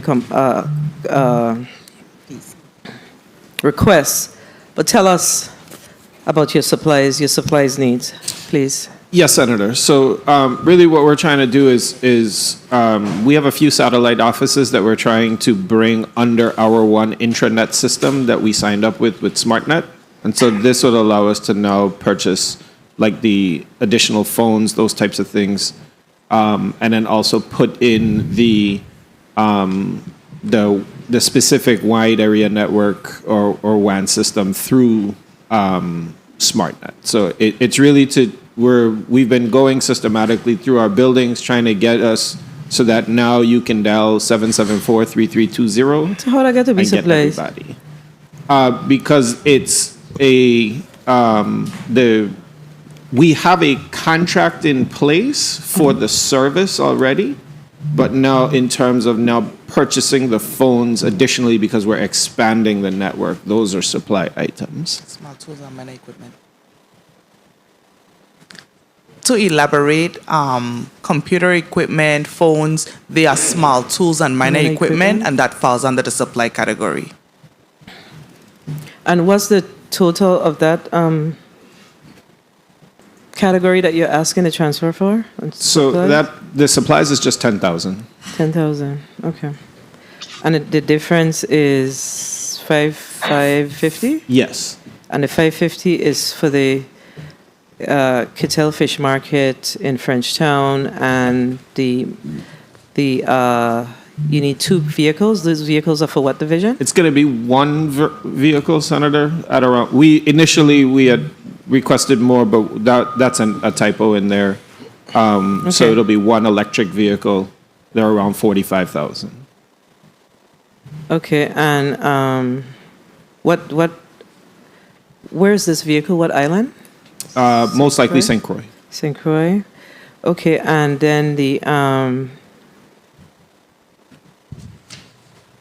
much-needed repairs of the Mars Hill office, Yes. that's how much? Right now, we have it, I'm sorry, about 200 estimated. Okay. At About 200K? a little bit more. I think it's sorry. Okay. About 215 is what I have. All right. And then Public Works. So you're asking for $900,000, and that ask is to do some upgrading of the damaged chain link fence at Western Cemetery number 3. Yes, Senator. Thank you for the question. And one second, and the removal of tree stumps throughout the cemetery, correct? Yes. And you need an ADA compliant ramp. That's what your ask is? Yes. Okay, and then, so what are your categories? Because you're asking, okay, so everything is going into other services and charges and capital outlay. Yes. So your beautification projects, did you say that, so you don't have sufficient funding to cover your beautification projects up to September? That's what you're saying? It's to continue the project. So on Synchro, we plan to, the intersection to Emancipation Drive. Mm-hmm. We also plan to continue the project on St. Thomas, the Lucien Millen intersection, as well as some signage. Okay. Did you all include a signage for the, what's the name of the place, Senator Blading, that we've been battling with? The signage for content. I can't believe I can't remember, because we've been at this. Yeah, the place where the facility that is derelict, it's a derelict government building. Michel Motel is the signage, is the signage that we discussed over and over and over with regards to Michel Motel. Is that included in this? No. Yeah, because I ain't studying us. No. But we paying attention. That signage needs to go up. Okay. People live in that area. The place is filthy. And is there any, one of the issues that we have at Michel Motel is we need some folks to go down there in some hazmat suits to clean up that area. Is that included in this? Is that priority? No? Not in this funding, but we work with Department of Property and Procurement. Oh, yeah, that's right. I forget. You know what? You're correct. Commissioner, you're correct. I hear give everybody good for Ruben trouble. Commissioner, the situation with property and procurement, I see your deputy commissioner in the back. We've been working with him very closely with regards to Michel Motel. We know that we can't necessarily put the people out because we don't have any place to place them. We have human services here. I don't know if the wraparound services are being provided, but we talk about the signage, we talked about different things. Where are we with those things regarding Michel Motel? What's the collaboration between yourself, Public Works, licensing with the removal of those cars? Yes, Senator. Basically, Deputy Commissioner Richards has been working very closely with the teams and collaborating on the cleanup efforts as well. I know the last we had some vehicles, those vehicles removed that were in that area, and I know it continues, but I know he can provide more information on that. Well, Commissioner, I'm going to ask you to take a visit down there yourself because you need to see that situation. It is really bad. I have. We have a number of elderly people that live in the back. They call my office every day. I just send somebody down there once a week. We got to deal with this thing. The building belongs to the GVI. We're talking about blighted buildings. we got to talk about that. We can't ignore it. Please. All right, I think we've exhausted, I did Public Works, Department of Labor, Department of Health, OMB, DPNR, Human Services, Education, Justice. All right, colleagues, any burning question before we wrap up this appropriation transfer discussion? None? All right. Well, Director O'Neill, we're going to allow you a close, and then we will take a recess. Okay. You may proceed. Thank you very much, Senator Fred Gregory. Once again, you and the committee for your indulgence in reviewing the request for appropriation transfers. We know we will have continued conversations relative to funding and some other transfers that we will be making. So that letter will be coming shortly. But to the committee and the members of the 35th Legislature here today, we want to thank you for your consideration and hope that you will go ahead and approve these transfers. And if you do, again, to please make them available only through December 31st, 2023.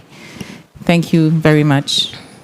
Thank you, Director O'Neill, and I'm glad that you said that because I forgot, I neglected to ask the departments that's here before us today whether or not they are clear on the fact that your ask is through December 2023. Because we gotta get moving on this. So these appropriation transfers are not gonna be available until expended. The OMB director, I've been talking about it, my colleagues been talking about it. We can't continue to do what we're doing because that's where we're seeing the shortage of cash. So some of these are capital projects that require work. So it means that if we say yes to these today, it means that you have to get to work. So the ones that are outstanding obligations is a little different. You could get those paid, but those that are tied to work, you got.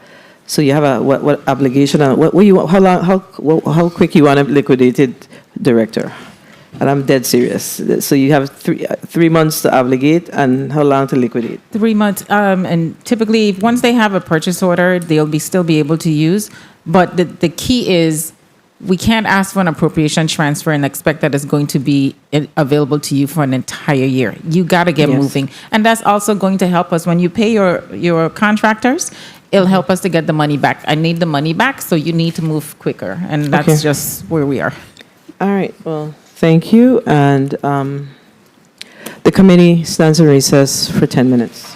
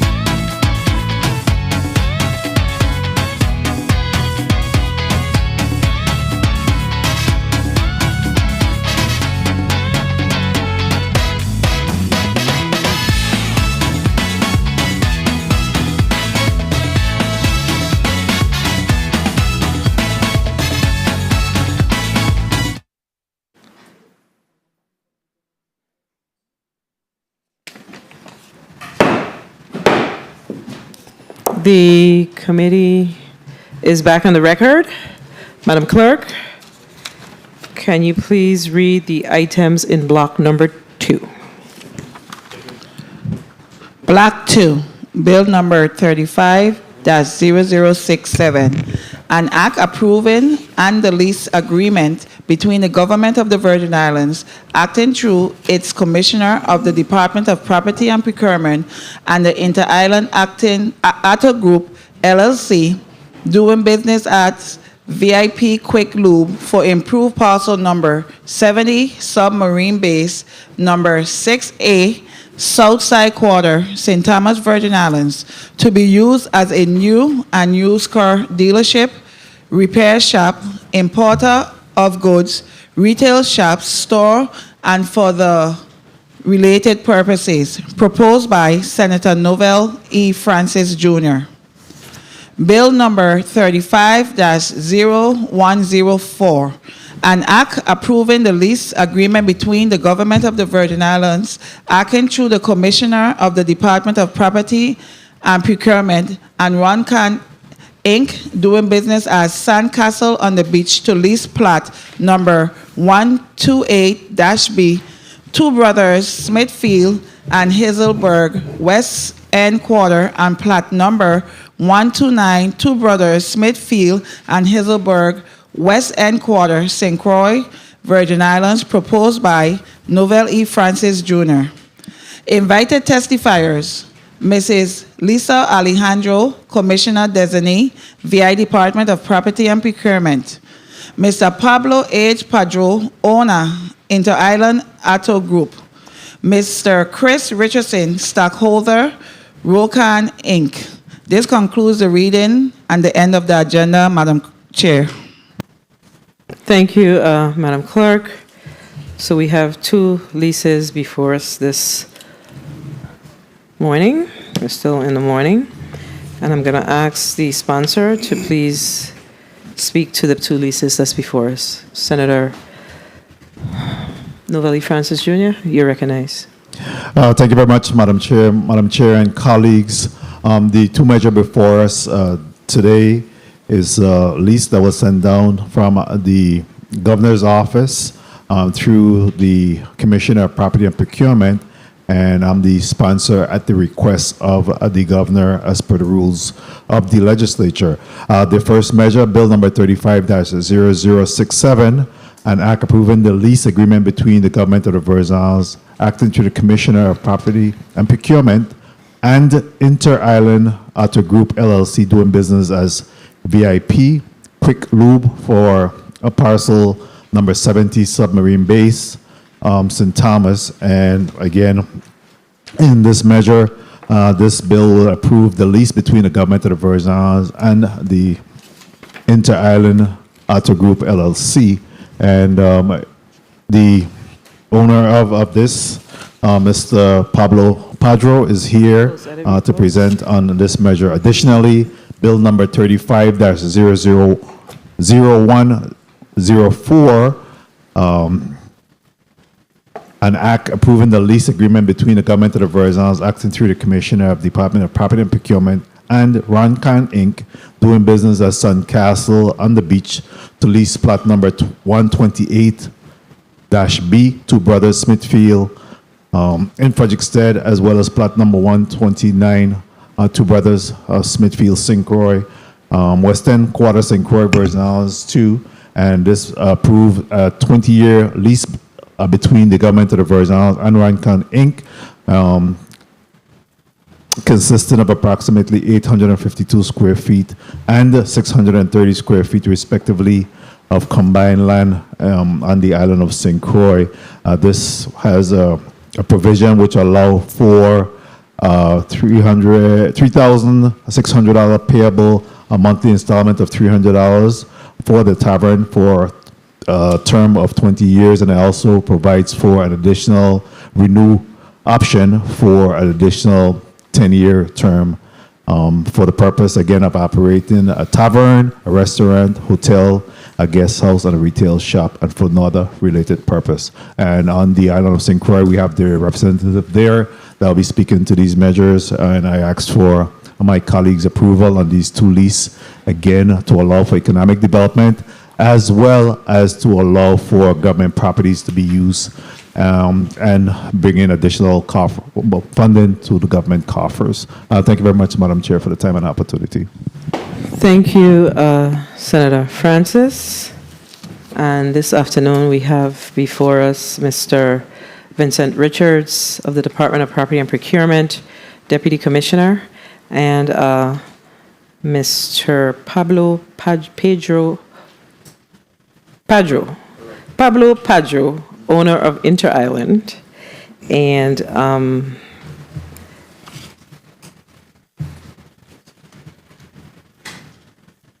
Chris Richardson, owner of St. Croix Sandcastle on the Beach, and Rhea Abramson of Sandcastle on the Beach. So we're going to hear from these testifiers regarding these two bills that's before us. Colleagues, we're going to go to another 4-minute round. Mr. Richards, I'm going to ask you to put your name and title on the record, and the others will follow suit. You may proceed, Mr. Richards. Good morning, Vincent Richards, Deputy Commissioner of the Property and Printing Division of the Department of Property and Procurement. Good morning. Thank you. Mr. Pedro? Pedro? Good morning, Madam Chair. My name is Pablo Hector Padro, and I'm appearing to this committee as managing partner of Inter-Island Auto Group, LLC. Okay, and I see that we have our Mr. Richardson on St. Croix and Ms. Abramson. Please put your name and title on the record. We could start with Morning, Mr. Richardson. Yes. Go ahead, I'm sorry. My name is Chris Richardson with Sandcastle on the Beach. I'm the president and owner, co-owner. Okay. Next person. Hi, I'm Rhea Abramson with Sandcastle on the Beach. I'm a consultant and real estate agent. Okay, very well. All right, so we're going to start with the testimony of the Commissioner, Deputy Commissioner of the Department of Property and Procurement. You may proceed, Mr. Richards. Good morning, Chair Donna Fred Gregory, Vice Chair Novell Francis Jr., committee members, Honorable Senators Marvin Blyden, Samuel Carrion, Dwayne DeGraff, Ray Fonseca, and Javon James Sr., non-committee members, staff, testifiers, visitors, and members of the viewing and listening audience. I am Vincent Richards, Deputy Commissioner of the Property and Printing Divisions of the Virgin Islands Department of Property and Procurement.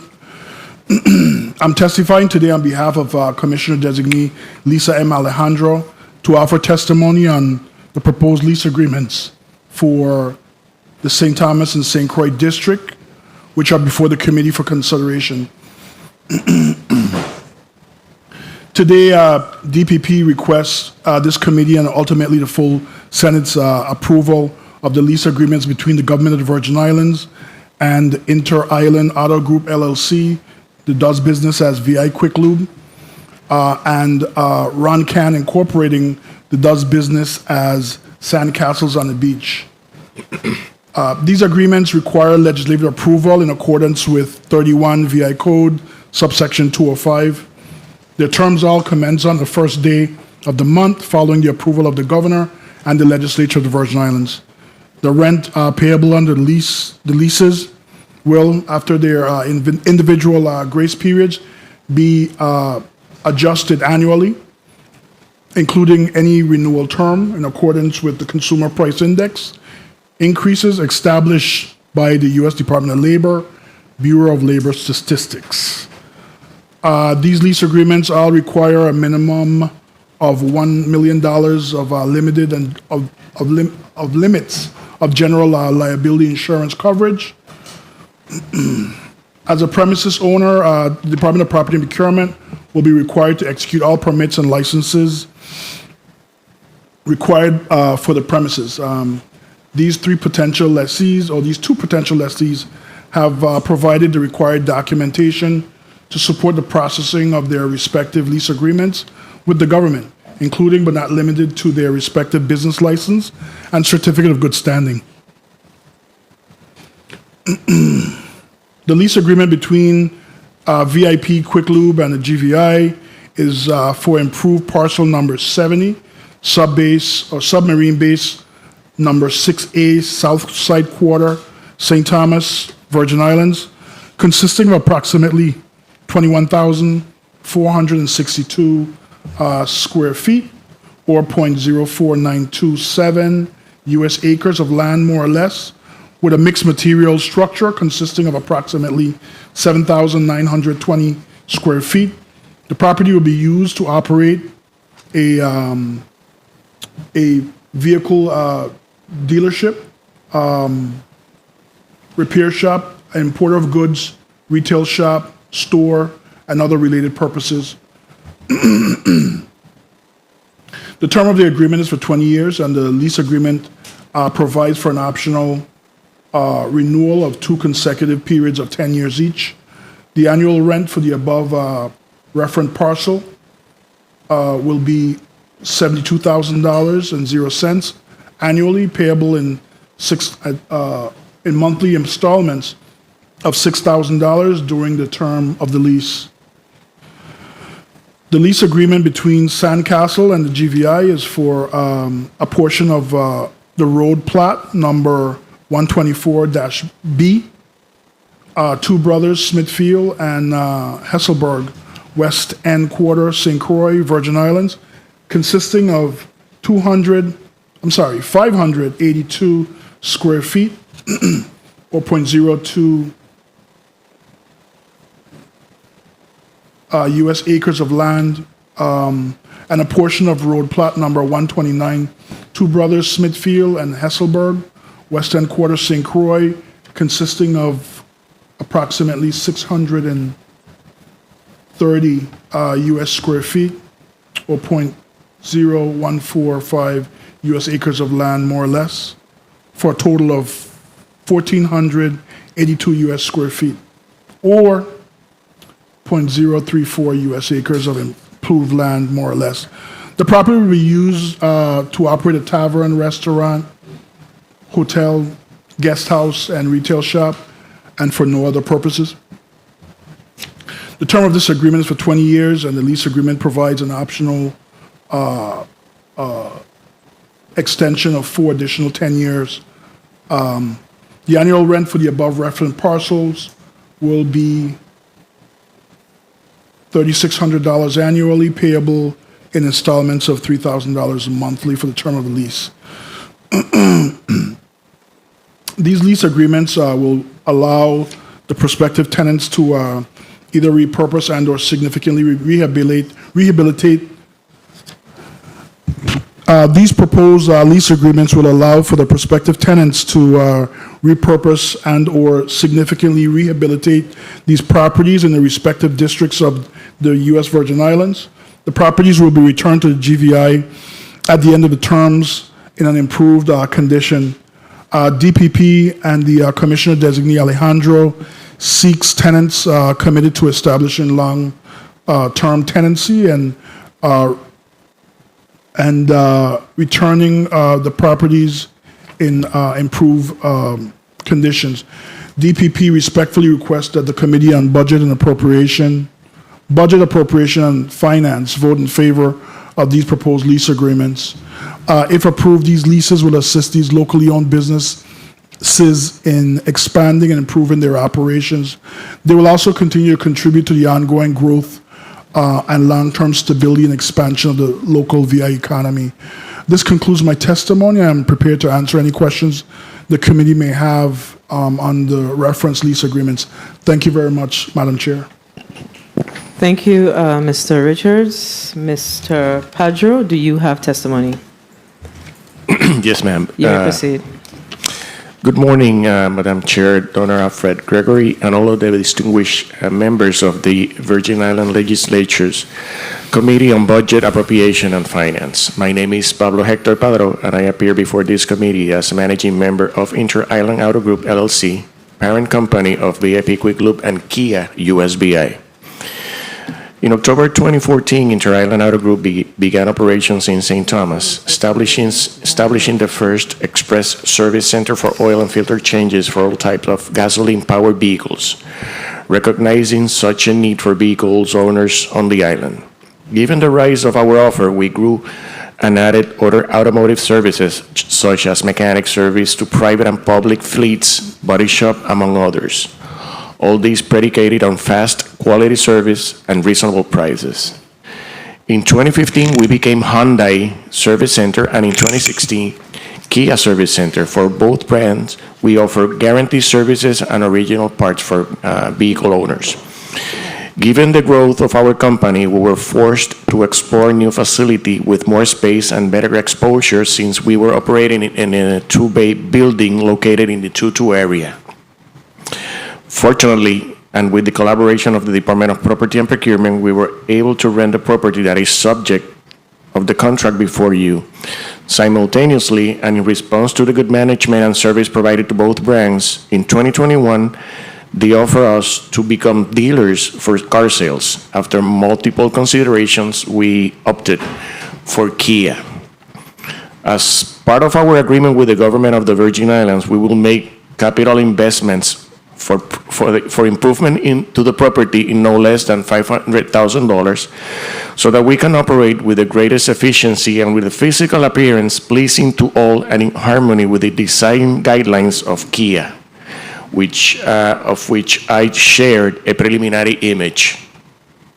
Also, and in synchrony with the USVI's green policy, we would like to lead and help the government in the transition from gas vehicles to electric vehicles. I'm confident that Kia will be committed to help the government to achieve such objective in the short term by providing enough inventory of EV cars to the public and to the government agencies as well.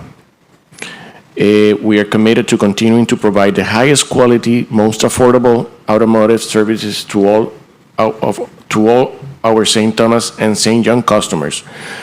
We also have the commitment to generate direct and indirect jobs and to contribute to the noble causes of the territory in gratitude for the great acceptance of our company.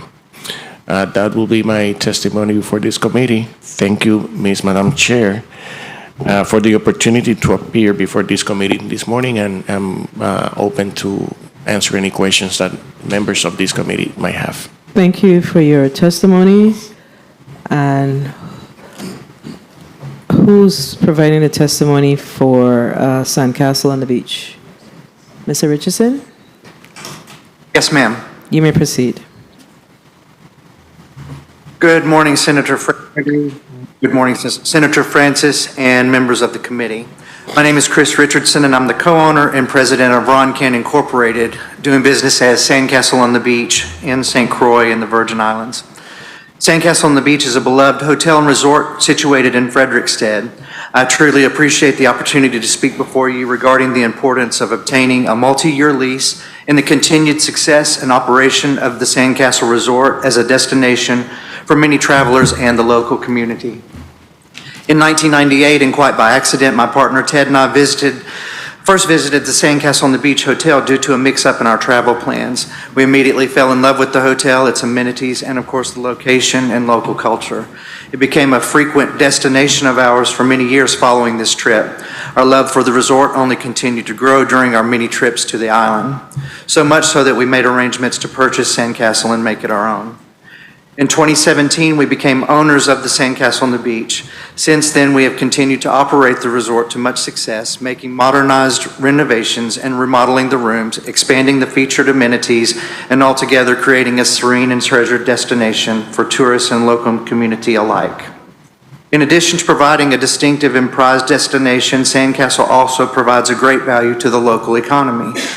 Sandcastle employs over 60 people and creates tourism-generated revenue to local businesses. It is important to us to support the small business community. Some examples, but not limited, include the following.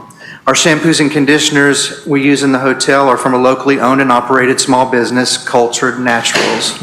Our baked goods for our continental breakfast are from the local Frederickstead Bakery, Nacho's Bakery. Most of the artwork we have purchased for our rooms is from Barbara Gilardi. She's a longtime resident and small business owner as well. Ted and I also feel it is important to be involved in and support our community. We have planted roots here in part by sitting on the Department of Labor Commissioner Malloy's State Apprenticeship Council, the Frederickstead Economic Development Association, and the St. Croix Hotel and Tourism Association. St. Croix is currently a beneficiary of the Virgin Islands Economic Development Commission and has earned participation in the EDC's tax incentive program by, among other things, investing in the local community, supporting education in the territory, and supporting island-based charities. It has been our goal to exceed the requirements of the EDC by supporting local organizations such as Stanley and the 10 Sleepless Nights Annual Scholarship Fund, the local chapter of Skills USA, the St. Croix Animal Welfare Center, Community First Outreach Center, My Brother's Table, and local high school internship programs, among other local causes. A large portion of Sandcastle's success is due to the unique amenities and location we offer. In addition to more traditional hotel rooms, Sandcastle offers luxurious villas to customers who wish to have a fuller suite of amenities, including access to a beautiful deck overlooking the beach and ocean. In 2022, Sandcastle pursued and secured a refinance to its mortgage using Bank of St. Croix. As part of this process, surveys were conducted by the St. Croix Survey and Engineering in order to obtain an updated and correct title search to the property. These surveys revealed that, unbeknownst to me, a small portion of our beachfront villas, building, fence, and deck, as well as a short stone wall on the side of Road Plot 129, was encroaching on land owned by the government of the Virgin Islands. A true and correct copy of the surveyor's notes and map regarding the encroachment is attached as Exhibit A and Exhibit B. In order to finalize the refinance, Sandcastle was required to obtain a one-year lease from the Department of Property and Procurement for the encroached property, which was executed on June 3rd, 2022. A true and correct copy of the June 3rd, 2022 lease is also attached as Exhibit C. The continued operation and success of Sandcastle hinges on the approval of a multi-year lease, which would give Sandcastle the right to occupy the encroachment. To my knowledge, the encroachment began as early as 1990, long before we began operating Sandcastle. At that time, a former owner-operator of the hotel erected a covered deck furnished with a hot tub on the same footprint as the current beachfront villas building. Around 1993, the hot tub was removed and walls were erected to create a shed on the same footprint. Sometime around 2003 or 2004, the shed was converted into a hotel room, again on the same footprint. The building now contains 3 beachfront villas and a shared patio. If approved, the bill currently under consideration would allow us to continue our uninterrupted operation of a highly valued and beneficial resort in St. Croix. I respectfully request that the committee recommend approval for this bill for several reasons. First, the size of the encroachment is minor. As indicated on the surveyor's notes, the total encroached area is 1,482 square feet. The building actually encroaches only 362 square feet, and the fence behind it encroaching 490 square feet.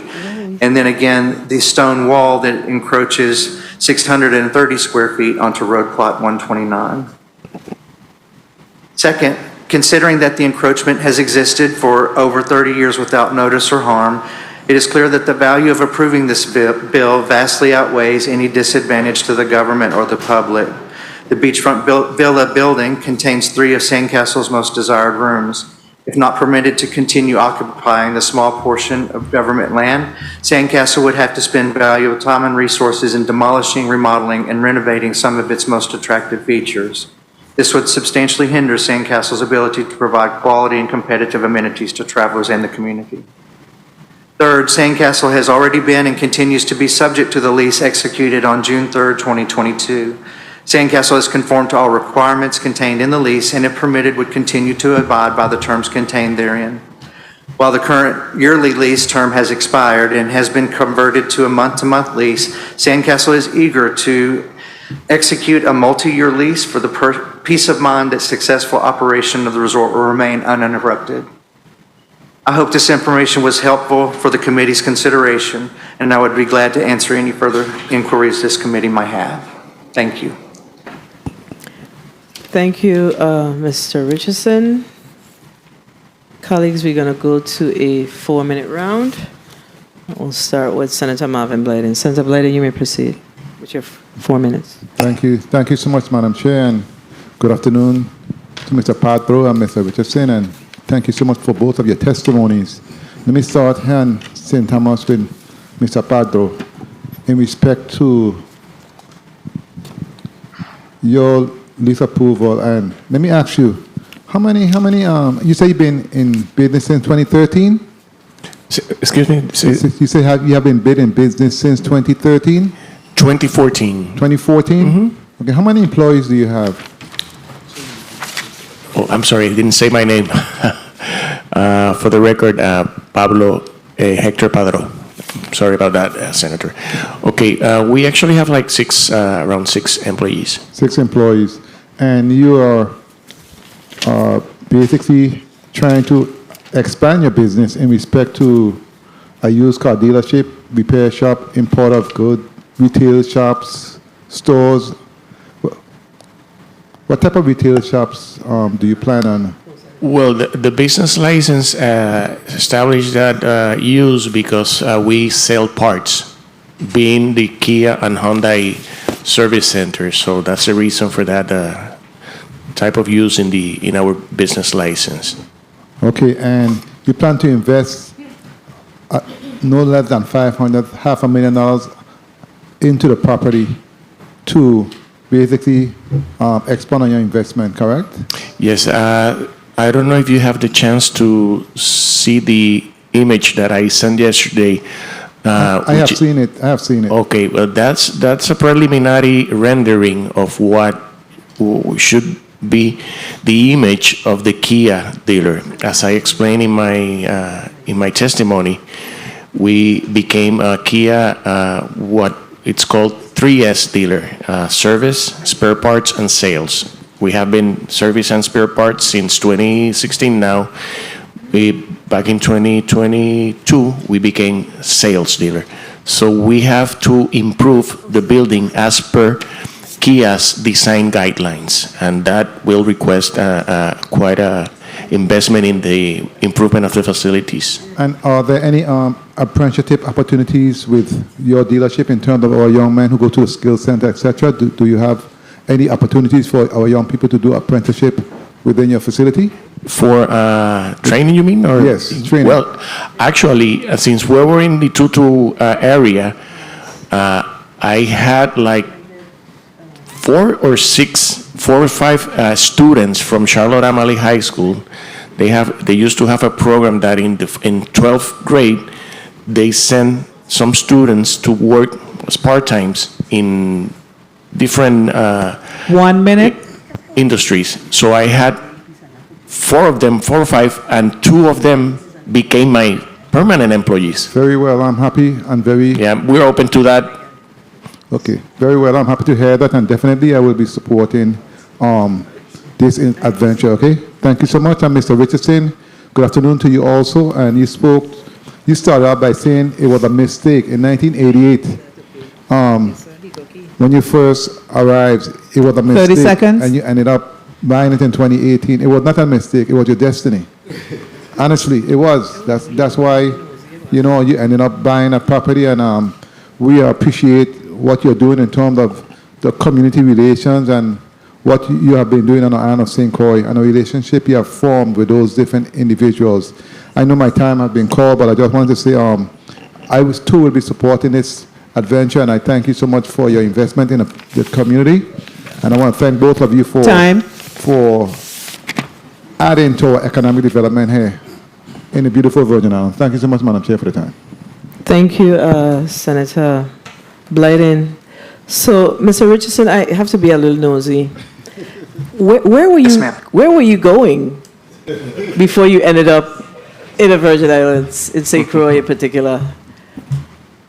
So I was at your stops, actually, and Ted is a flight attendant. So we got to go several places. And when we came here that night, in 1998, it was Christmas Eve, and we were supposed to stay at what is now called the Palms. And we arrived, and they did not have our reservation, and they were sold out.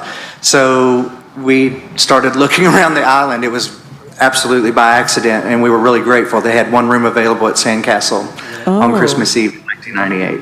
Oh, okay, okay, that's a nice story. Okay, so that was not by, so I believe that nothing happens by happenstance. So absolutely, it was meant to be. It was definitely meant to be. All right, so I'm going to go to the next senator, Senator Fonseca. You're recognized for your 4 minutes. Yes, pleasant good afternoon to the listening audience. And, you know, Sandcastle Hotel on the beach there, you know, I actually stayed in that hotel for 3 months after the hurricane. I went to St. Croix, you know, I was a project manager. We did the Sunny Isles, Kmart, West, the Otto. So I loved it, you know, you were right there on the beach. You could have seen they had the big, they had a cruise ship there with the people them from FEMA and thing. It was lovely. So definitely I'm in favor of that. Pablo Hector, Kia Service Center, car dealer.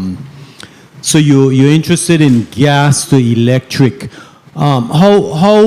When do you imagine we can have electric charging stations in the Virgin Islands? What's your projections for that? Thank you, Senator Fonseca, and good morning. EV cars has been starting to, you know, have the attention of public in Puerto Rico and obviously here too. The St. Thomas, and I was telling that to Senator Gregory Fred, St. Thomas is it is more, how should I say this?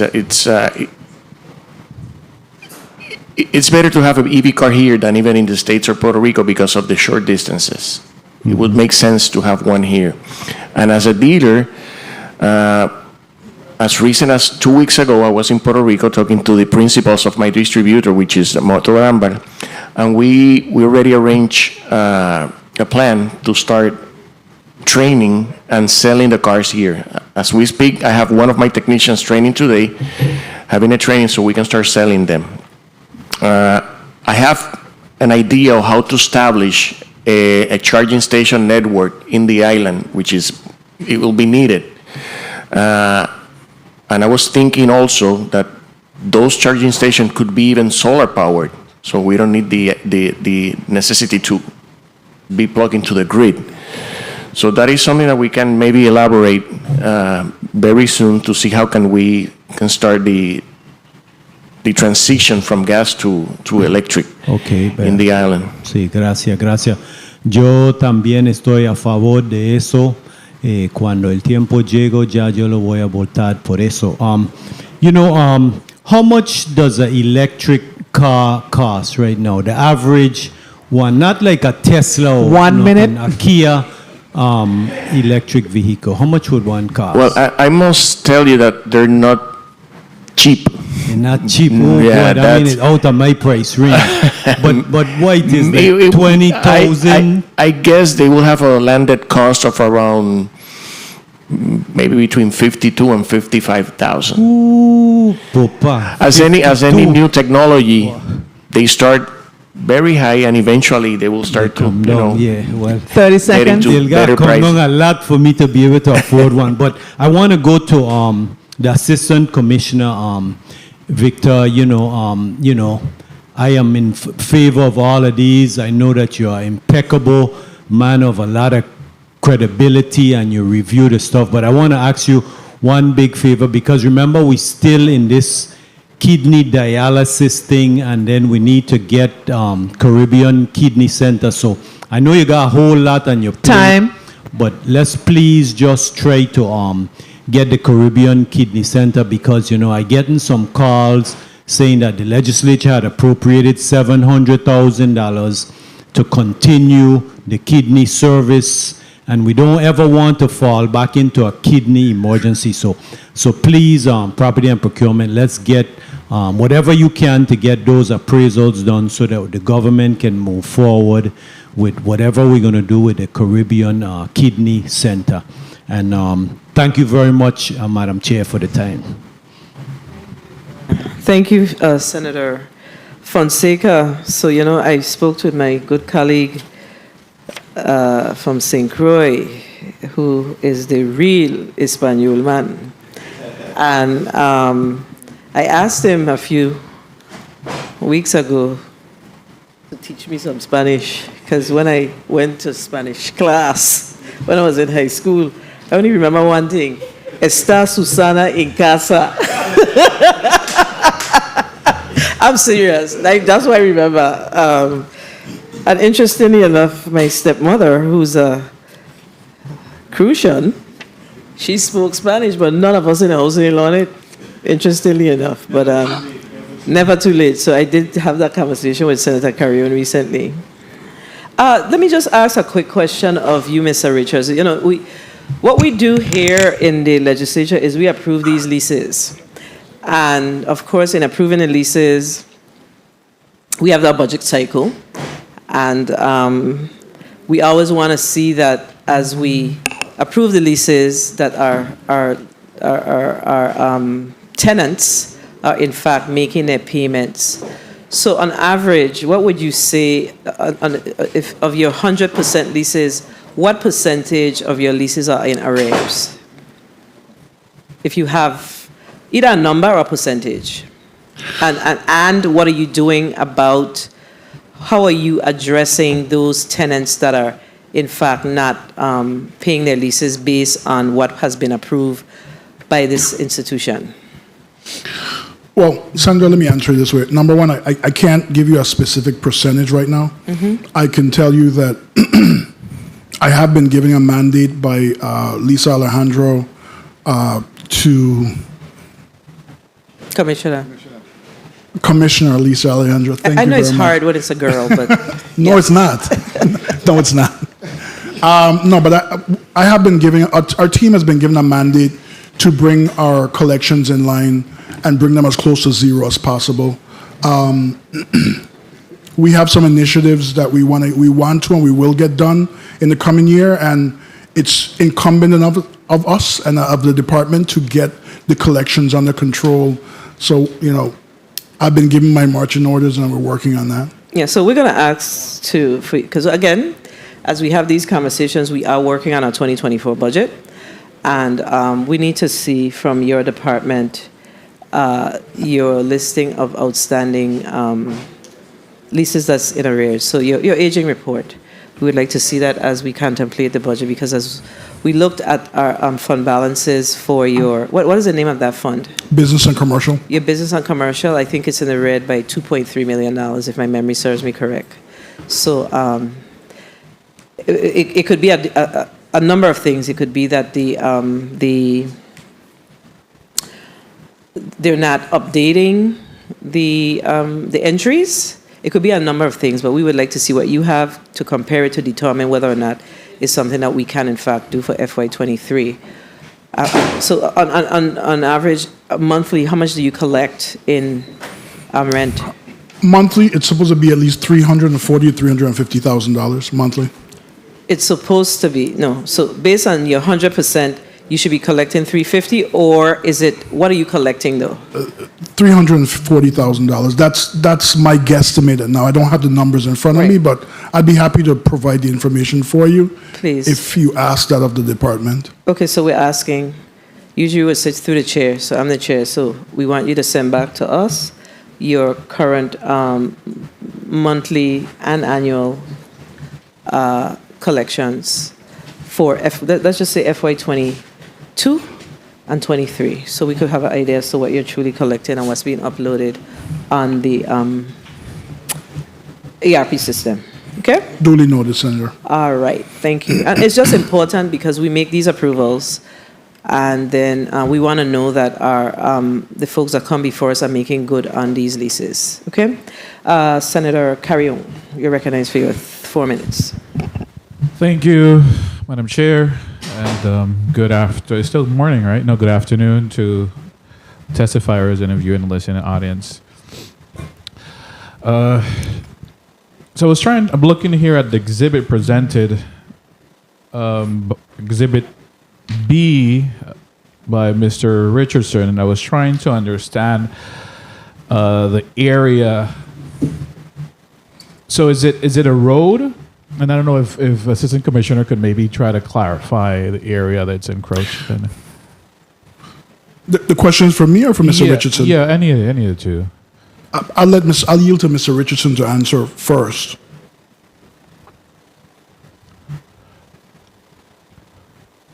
Mr. Richardson? Yes, I'm happy to answer. Yes. So Senator Carrion, if you will look at road plot 128B. Okay.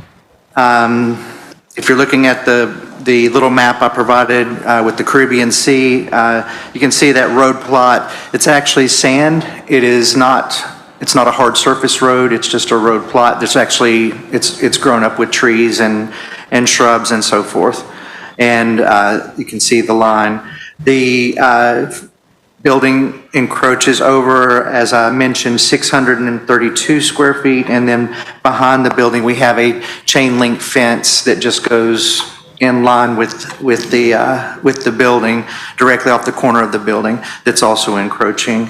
That was, apologies, that is 490 square feet. And then if you will look in front of the main hotel on the actual road, that's actually road plot 129. The stone fence that has been there forever, that I recall, and it's just simply a short, maybe 2 foot tall boundary fence between the road and the actual grass. Okay, I see it. Very well. Answers your question. Does that, Assistant Commissioner Richardson, does that affect the traffic or any area, the road, any type of impediment of any sort? Vincent Richards, absolutely not, Senator. Not. Very well. I would note, if we had more time, I would explore either selling or transferring this small encroachment to the resort to make it much easier, but we were kind of pressed for time, so we went this avenue. Very well. Mr. Richardson, do you have any other, apart from this, any other lease agreement with the government? No, sir, I do not. Okay. So this is the one you were referring to, that it's on a month-to-month basis? 1 minute. That is correct. Okay. Very well. I want to commend you for staying and investing, and also not only investing, but also contributing, giving back to our community through the many organizations that I see that you have been part of and been given back to. So thank you for connecting to our community. So we appreciate that. I will be voting in support of this measure, and also with Mr. Pablo Padro. 30 seconds.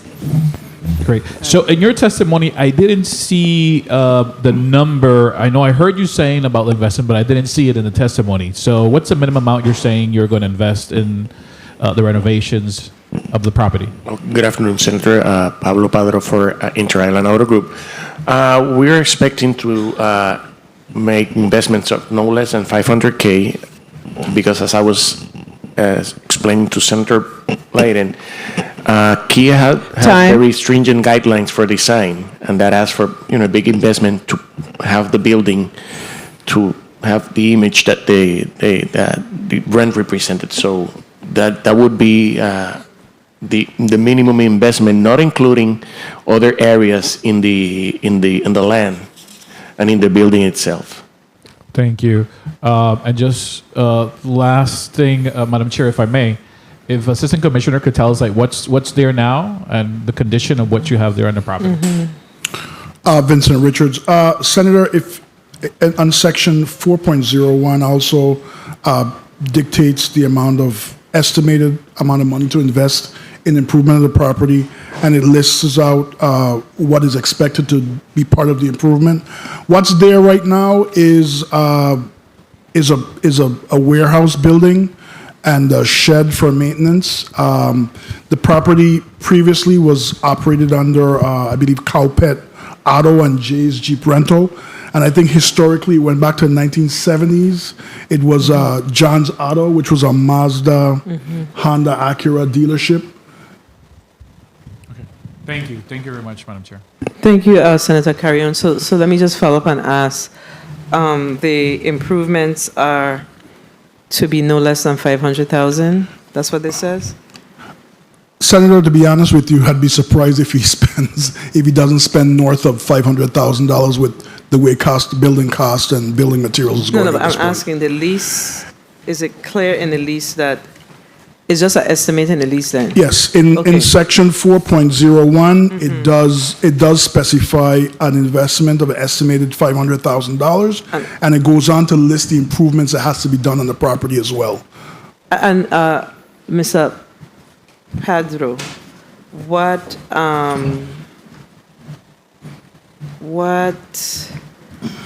when do you anticipate beginning the improvements to this property if this lease was to be approved? Okay, Madam Chair, Pablo Padro for Inter-Island. We're expecting to start those improvements half of 2024. You mean the big improvements in the building following the brand guidelines? And the vehicles that you're bringing, are you required to bring them to the territory after you've done the improvements, or you can have them on the site before? No, actually, we started already to sell cars on special orders, but now we have the ability to bring inventory that we will start this month. We'll start bringing cars by the numbers to make them available to the public. And what about the charging stations? What's the discussion and conversation around charging stations for these vehicles? Well, we're going to start with the gas vehicles since we're in the process of training our personnel, our technical personnel, because we're not allowed to sell EV cars until our technical personnel is trained. So we're expecting to have them trained fully, maybe by October or November. Then we will be able to bring EV cars. But as following your question, that is something that I would like to maybe discuss with the Virgin Island Energy Office, because I saw that they have a plan and they already have a map of charging stations across the island. And that is something that we can give our feedback in terms of the equipment that could be suitable for those purposes. I have suppliers in Puerto Rico that could bring their expertise to help that office to establish those charging stations. And as I was telling you previously, I guess I will have to check the numbers, but maybe government could consider solar power charging stations, so you don't have to spend money on the power grid. I see.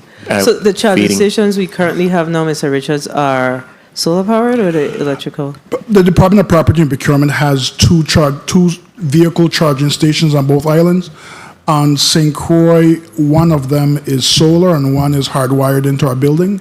On St. Thomas, we have three on our property, and they're all hardwired. One is in the motor pool and also at the main building as well. So as we purchase new vehicles, because we did have one department that came before us this morning for an appropriation transfer to purchase a much-needed vehicle for the St. Croix district. Have you changed your policy? How are you encouraging or ensuring that we move to these new energy vehicles? I believe the policy is a little bit, still in its development stage. But I'm proud to say the Department of Property and Procurement has at least two vehicles that has DPP plates on them that are electric and that we use. I think the commissioner probably drove here this morning and left here in an electric vehicle today. Okay. All right. Very well. And then Mr. Richardson. Oh, well, not Mr. Richardson, to you again, Deputy Commissioner. So the parcel of land that we speak of is how much square footage? It's approximately 21,462 square feet, about roughly a half an acre. Oh, so it's about a half acre? Yes, Senator. And is there other property that belongs to the GVI that's joining that property? Yes, Senator. This property is adjacent to the BMV, the Bureau of Motor Vehicles, on one side, and it's next to also Pueblo Supermarket across the street, and right next door to it is on the west side is, I believe, Central Air, and then to the south is the Port Authority dock, the commercial dock, Port Authority. So the Sandcastle folks are using the entire 21,000. Are we talking about Sandcastle? Or are we talking about this? Because I was like a half acre. That's where I gathered it from. Sandcastle lease is for basically 852 square feet. Yeah, that's what I was like. It's a very small area. Okay, so it's just an encroachment. Good. So is there adjoining government property to that space? Honestly, just the road. And I asked the question because, so we're talking about 800 square feet, and Correct. they're paying, what, $3,000 per year? Correct. And how long at this is a renewal? It's, at first we did a 1-year lease because we wanted to engage with them. We wanted to let them know we were willing to give them rights or use of the property. And now we're before you for a more long term. Is there any conversation or discussions, I think you kind of alluded to it earlier, about the outright purchase of that small, just because it's of the amount that, if they're good stewards of the community, these are things that we have to consider to outright purchase. I mean, I know that government should truly not be in the business of selling off their property, especially if it's a asset that's in use. Because this is not an underperforming asset. It happens to be a performing asset. So, and I'm not suggesting that in any way. I just want to know, are there any conversations around it? I don't set policy, but I'd step out and say that if I was asked, I would be open to pursuing a sale of the encroached property to the individuals. Okay, and have you done any appraisals on that property? No, we have not as yet, Senator. Okay, all right, very well. Senator James?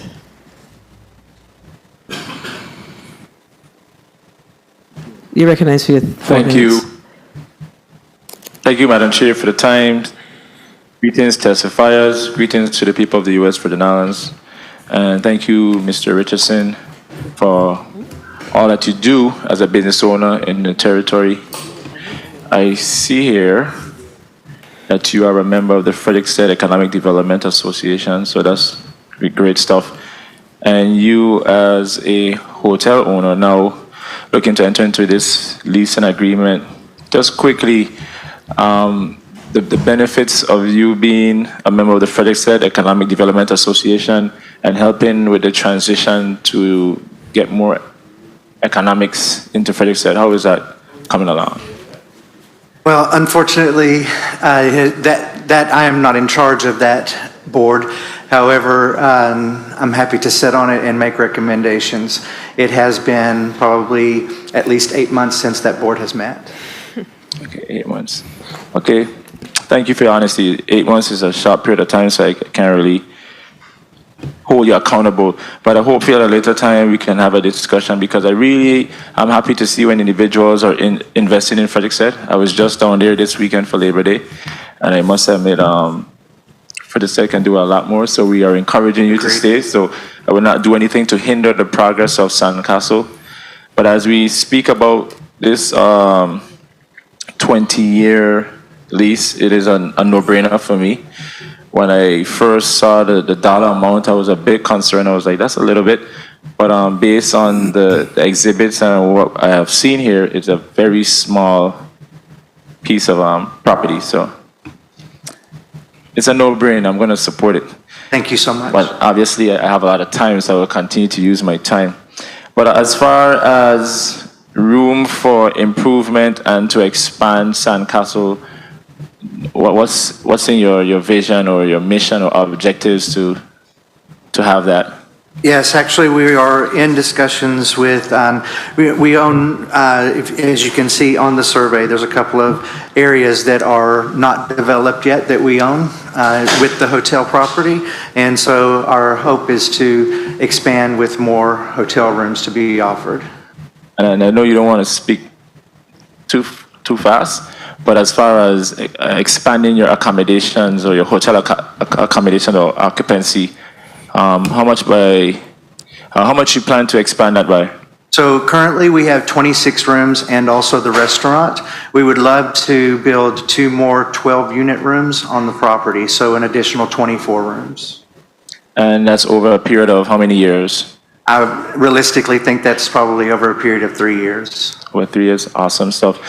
Because 1 minute. See where you mentioned somewhere here in your testimony that you also have, you're a EDC beneficiary? That is correct. So I'm assuming that you're up to par, you're doing everything. Yes, sir. You're meeting all the guidelines. Yes, and sir. meeting all those mandates. In fact, we're going through a compliance review currently for 2019 through 2022.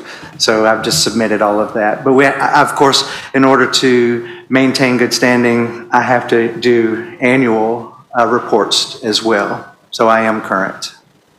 Awesome. And you mentioned local high school internship programs. Yes. As far as some of the mandates for EDC, or what are some of those local high school internship programs? Well, there's internship programs. So we reach out to the high schools to ask for students that are interested in hospitality.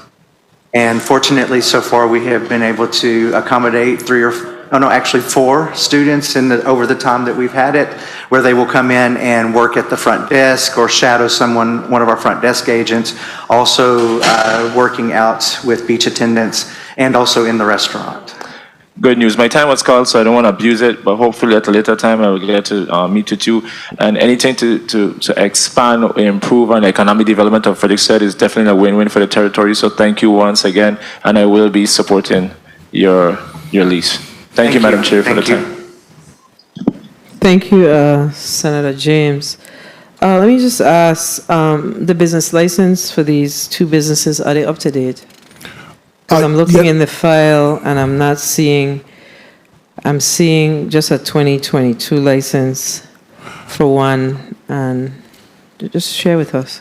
Vincent Richards, yes, Senator, they're up to date, and we will get you updated business license and or anything else you need by the end of business day today. Yes, please. Please forward them because we need them for the historical files that we did not approve anything that was not up, that the business license were not up to date. So please have those sent to our office as soon as possible.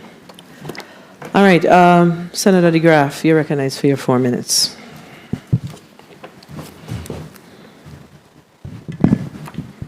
Thank you, Madam Chair. Good afternoon, colleagues. Good afternoon, testifiers, all viewing, listening, and present.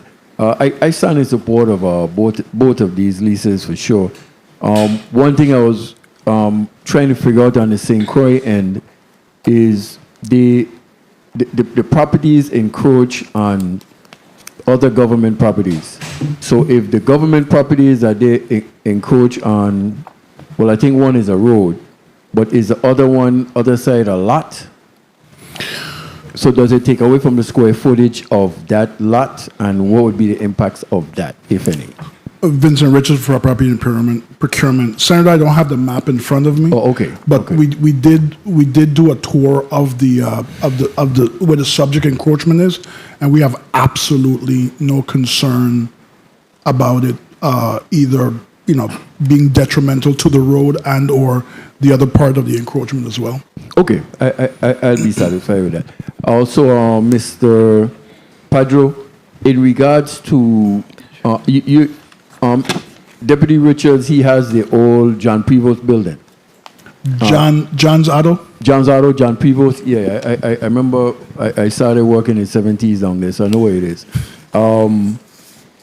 Is it just the specific building, or is it there's it look like an abandoned building right next to it? Is both lots combined into one? No, Senator, just the building, the building.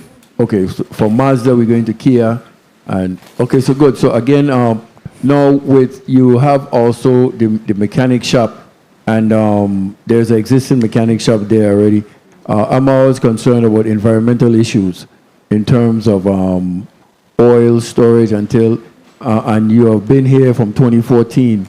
What is your process for getting rid of old oil, old batteries that you take out of vehicles and stuff? What are you doing presently, and what would you continue to be doing going forward? Thank you, Senator Pablo Padro for Inter-Island. Since we started, we have the appropriate containers to receive the used oil, and then we use an authorized carrier to dispose every time we're full. The company name is AECOM Environmental. They're based in St. Croix. So they come to St. Thomas, they pick my oil, they provided a manifest, and then they take care of it properly, I guess, in the States. Oh, okay. So and as for the batteries, we don't storage them, because once I need to buy a battery, I basically exchange it, that core, to the seller. 1 minute. And most importantly, used tires. Once tires are removed. No, we don't deal with tires. No. Okay. Only mechanics and the parts shop, and now the dealer. Okay, good. And also in regards to what you spoke of, the solar facilities for EVs, would they have a battery storage or direct? It has a solar. It is on a station. Imagine a charging station with a small roof, which is the solar panel, right, to provide energy to that station, so it could be transferred to the vehicle. Right, but it would have a battery system, or it would go directly. So only daytime. So, I guess it comes with a battery. This is something that we are exploring now to bring more details to the government, so you can have the full picture of what we believe is a good idea to implement in the island. I think it is. Thank you. Thanks to you. Thank you for the time, Madam Chair. Thank you, Senator de Graaf. Senator Capehart, you're recognized for your 4 minutes. Thank you, Madam Chair. Good afternoon to the testifiers who are here before us today. Senator de Graaf, I swear you just take all my environmental questions. But I'm glad to hear that Mr. Padro has provisions in place to dispose of used oil, any hazardous waste you generate. But would you consider yourself to be a good environmental steward from where you are relocating from to seeking a new home? Good afternoon, Senator Pablo Padro for Inter-Island. I beg your pardon, can you please repeat that question for me? So you are moving from one facility into the new facility, which is the sub-base area, submarine base area. Is that correct? That is correct. And I'm asking, do you consider yourself to be a good environmental steward? You're moving from one area to the next. Have you ever had any environmental infractions where you've been fined for disposal of waste, removal of waste? No, never. We handle it in accordance with the regulations of DPNR, and as I explained to Senator de Graaf, we use an authorized oil disposal company, which is based in St. Croix, and once the time comes to collect, he comes and he do his recollection in his trucks, and he provide the proper manifest to establish that he is following the rules and the regulations to carry out the collection and the transfer of the used oil to the vessels that eventually take the oil out of the territory. So you have a used oil hauler from St. Croix? No, not me. The carrier, the company who takes the used oil and disposes it out of the territory. Okay. Okay, Mr. Richardson, the Sandcastles, one of my favorite little places to be on the island. Can you, I don't know if this question would be for you or for Mr. Richardson from PMP. Sandcastles is for sale presently, is that correct? That is correct. If this lease was to be granted, what would that mean of the sale of the property? I would assume that that would be granted with the property. It would be assumable. I'm not sure if that's the correct word. So Mr. 1 minute. Just at PMP, if you could clarify, if we were supposed to grant this lease to Sandcastles, and after granting the property and the sale is made, what does that mean? Does that new owner continue the lease? What would happen? Good afternoon, Senator Vincent Richards, Property and Procurement. 30 seconds. It depends how the sale is transacted. I mean, if they purchase the company and the property, it's a moot issue. The purchasing company would assume the lease.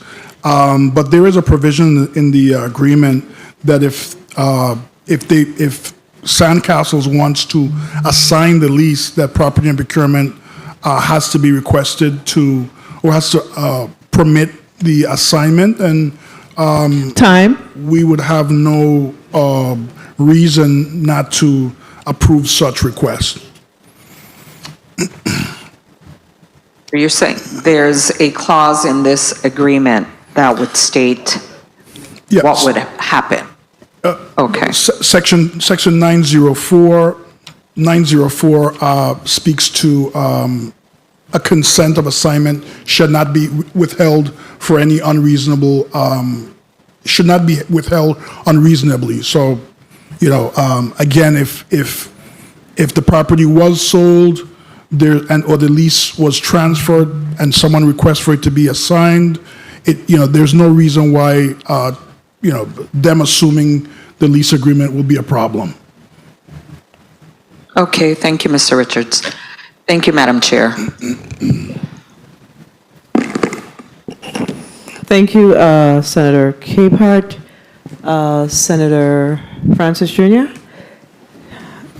bill sponsor, you're recognized for your 4 minutes. Thank you very much, Madam Chair, and thank you to my colleagues for their support on this measure.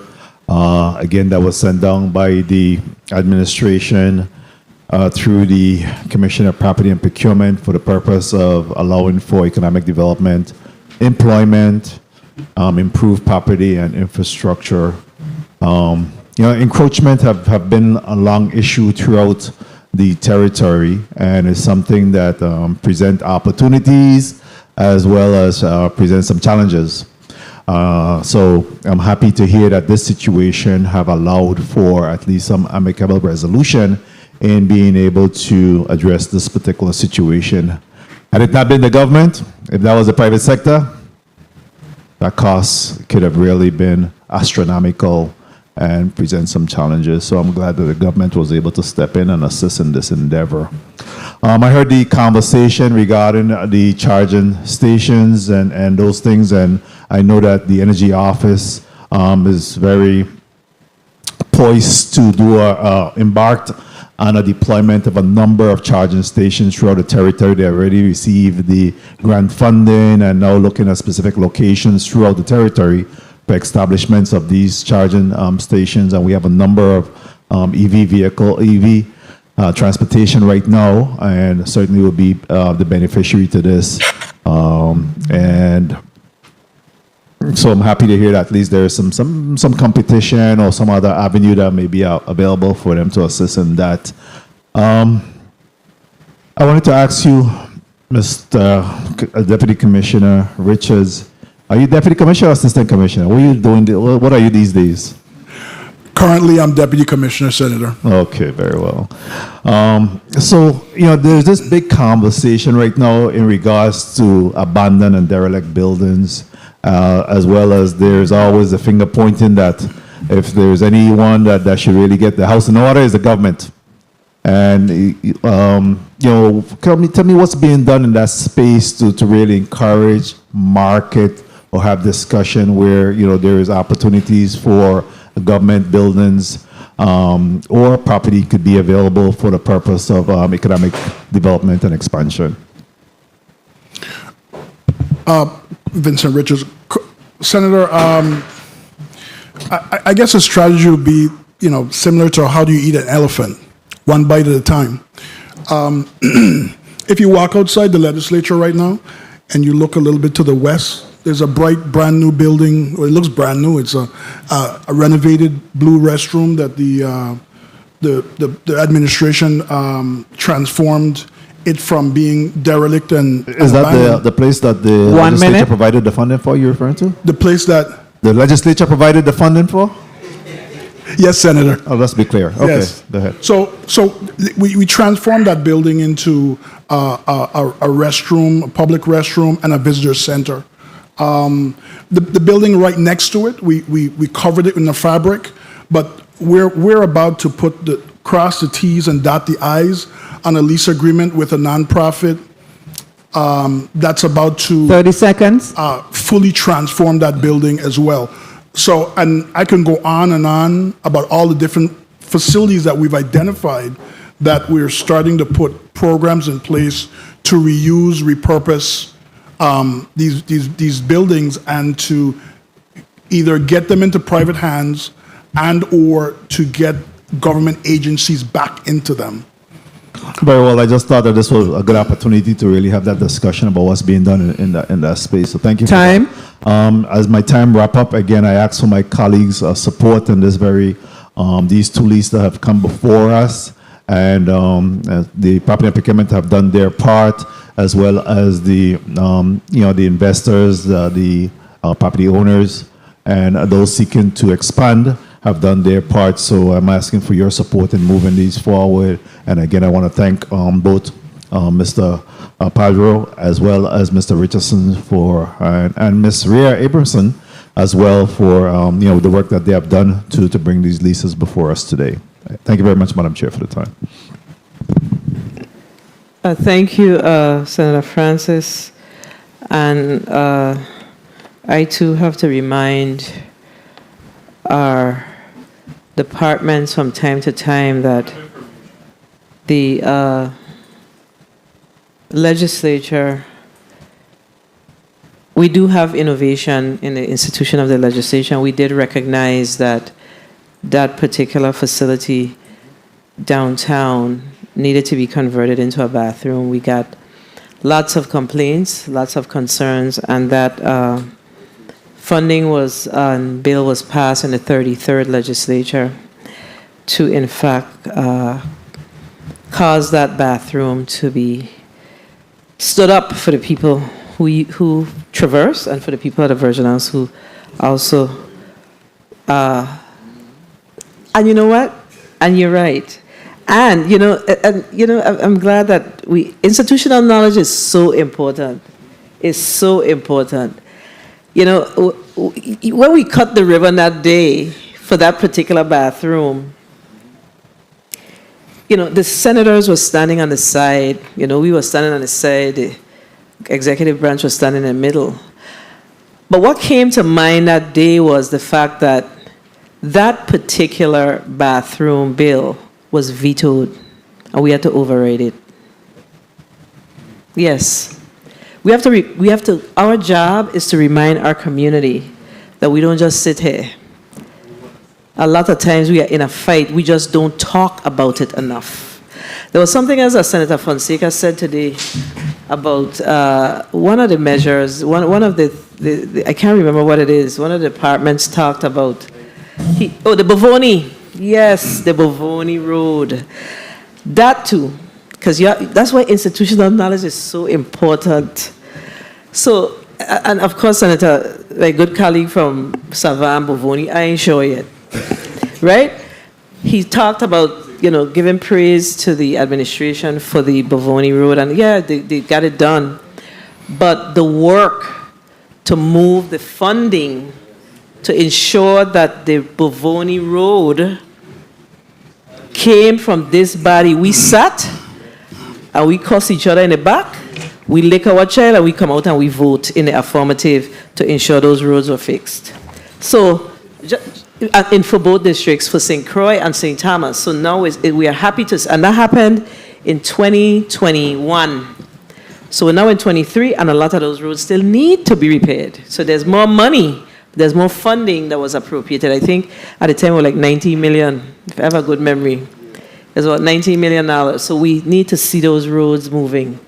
So I always remember when we see things, new things here, if it ain't federal money, the legislature is appropriating those funds to make it a reality.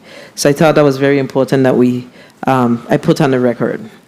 All right, so I too want to rise in support of these two particular measures. I think economic development in the U.S. Virgin Islands is so important, but economic development in the Island District of St. Croix, and particularly in Frederickstead, is so important. And, we have these individuals, Mr.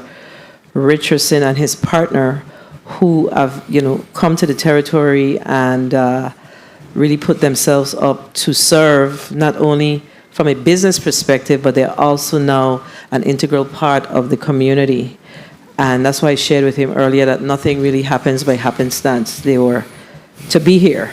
So I am definitely in support of economic development. And Mr. Padro, Yes, that's what it is, right? Economic development is important to us here in this district as well.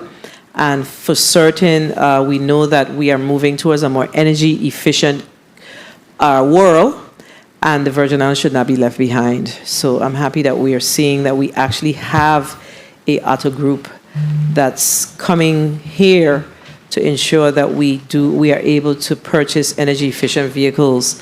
And usually when these new things come out, they're so costly. So we are expecting to see that the price points decline in the next couple of years. I was just sharing with my colleague, the Senate President, that those the robots that sweep your house, the vacuum robots, they used to be like $1,000 and change. I just bought one for $169. So that's what we're expecting to see with these electric EV vehicles. So I am definitely in support of the two leases that's before us. So I'm going to allow the commissioner. Oh, there's a point of information. Senator Carrion, you may proceed with your point of information. Recognize the mic of Senator Carrion, please. Thank you. I just, looking at the map, I just have a question. So the property that is next to 128B is not owned by Sandcastle. Senator, unfortunately, I don't have a map in front of me. Mr. Richardson? Yes, sir. Yeah, the property that is next to 128B, do you know who it belongs to? George Beach, that property that connects to, just on the opposite side of 128B is owned by Claire Roker. Okay, that's on the north side. Are there any opposition from Ms. Roker, the owner of that property? Was she contacted? Mr. Richards. Deputy Commissioner? Because it's a road that divides Sandcastle and her property. Can you repeat the question, Senator? Was she contacted? Is there any opposition from her end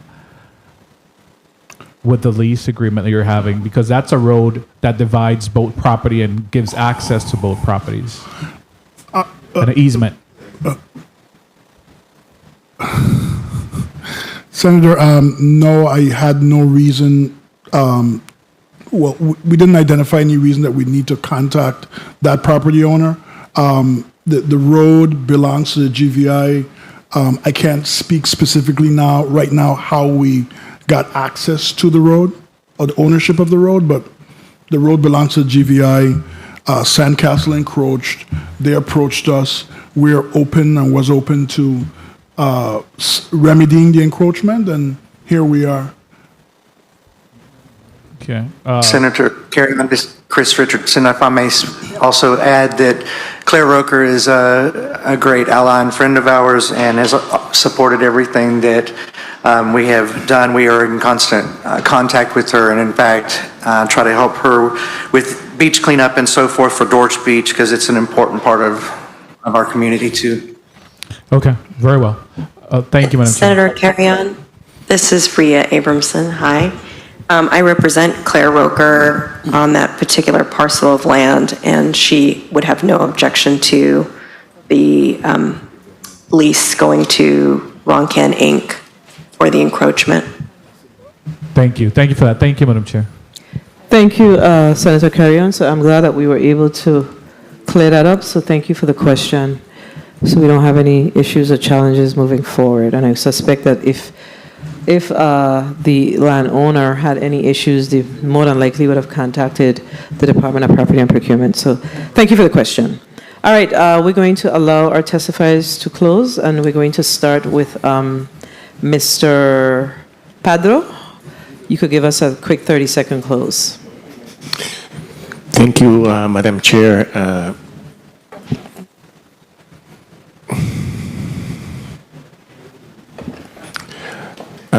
As I was explaining to the committee, we're in the process of starting the selling of vehicles here, gas and EV.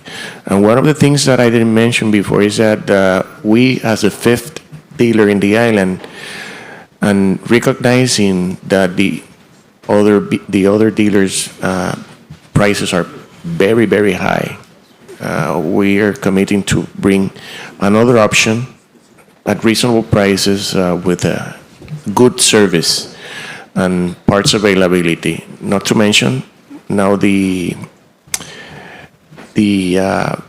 electric vehicles availability, which I'm pushing that now because, as I was telling you, we were focused on the gas, but now that I became aware of the interest of the government in the EV transition, we will push that team with my associates in Puerto Rico to see how can we help the VI Energy Office to develop that much needed charging station network, so it could be suitable for the EV cars that already exist in the island to get charged, because if it's like having a gas car and have no gas stations. Right. So it has to go hand to hand.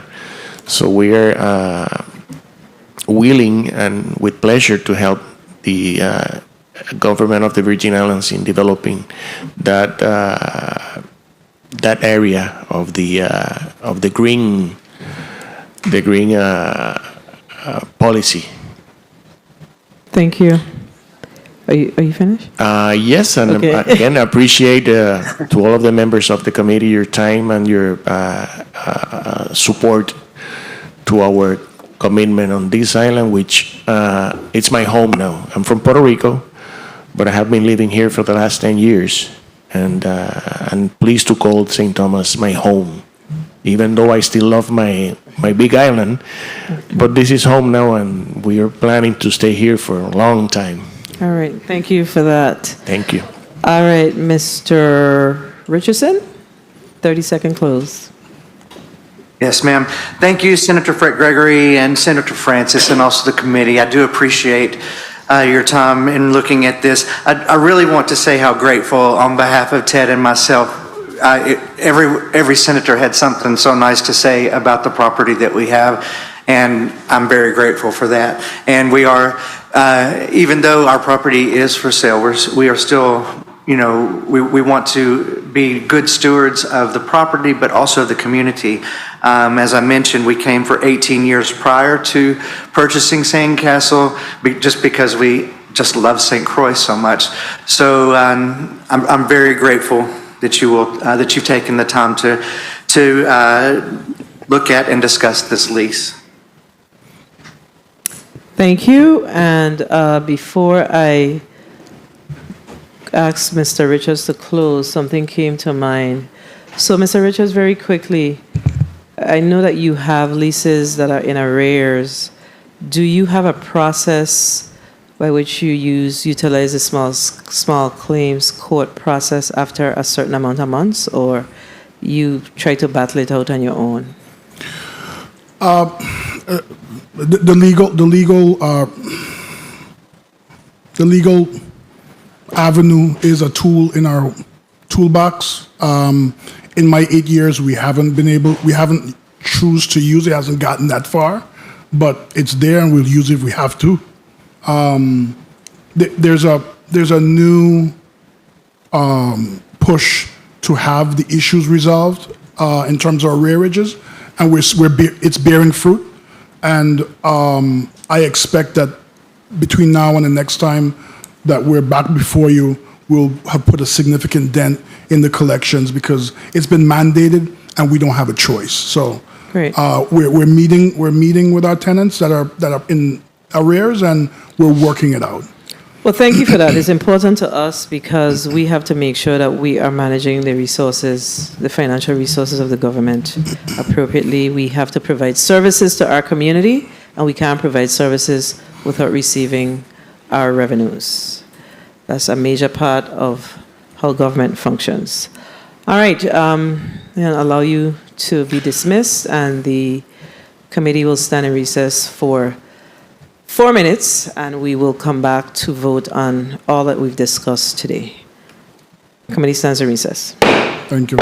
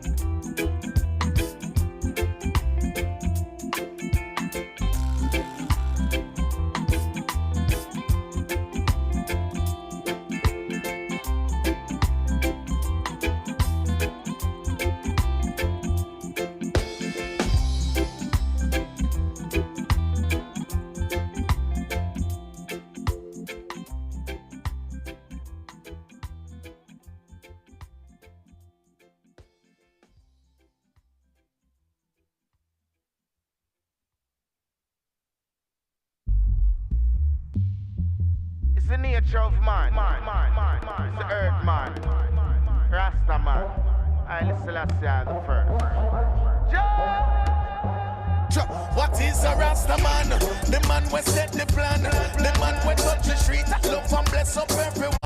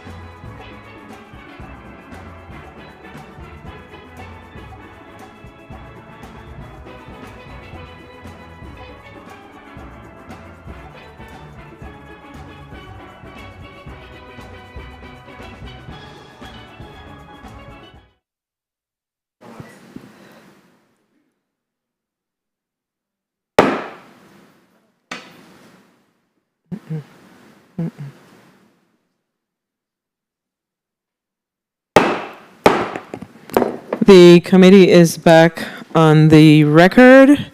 Do I hear a motion?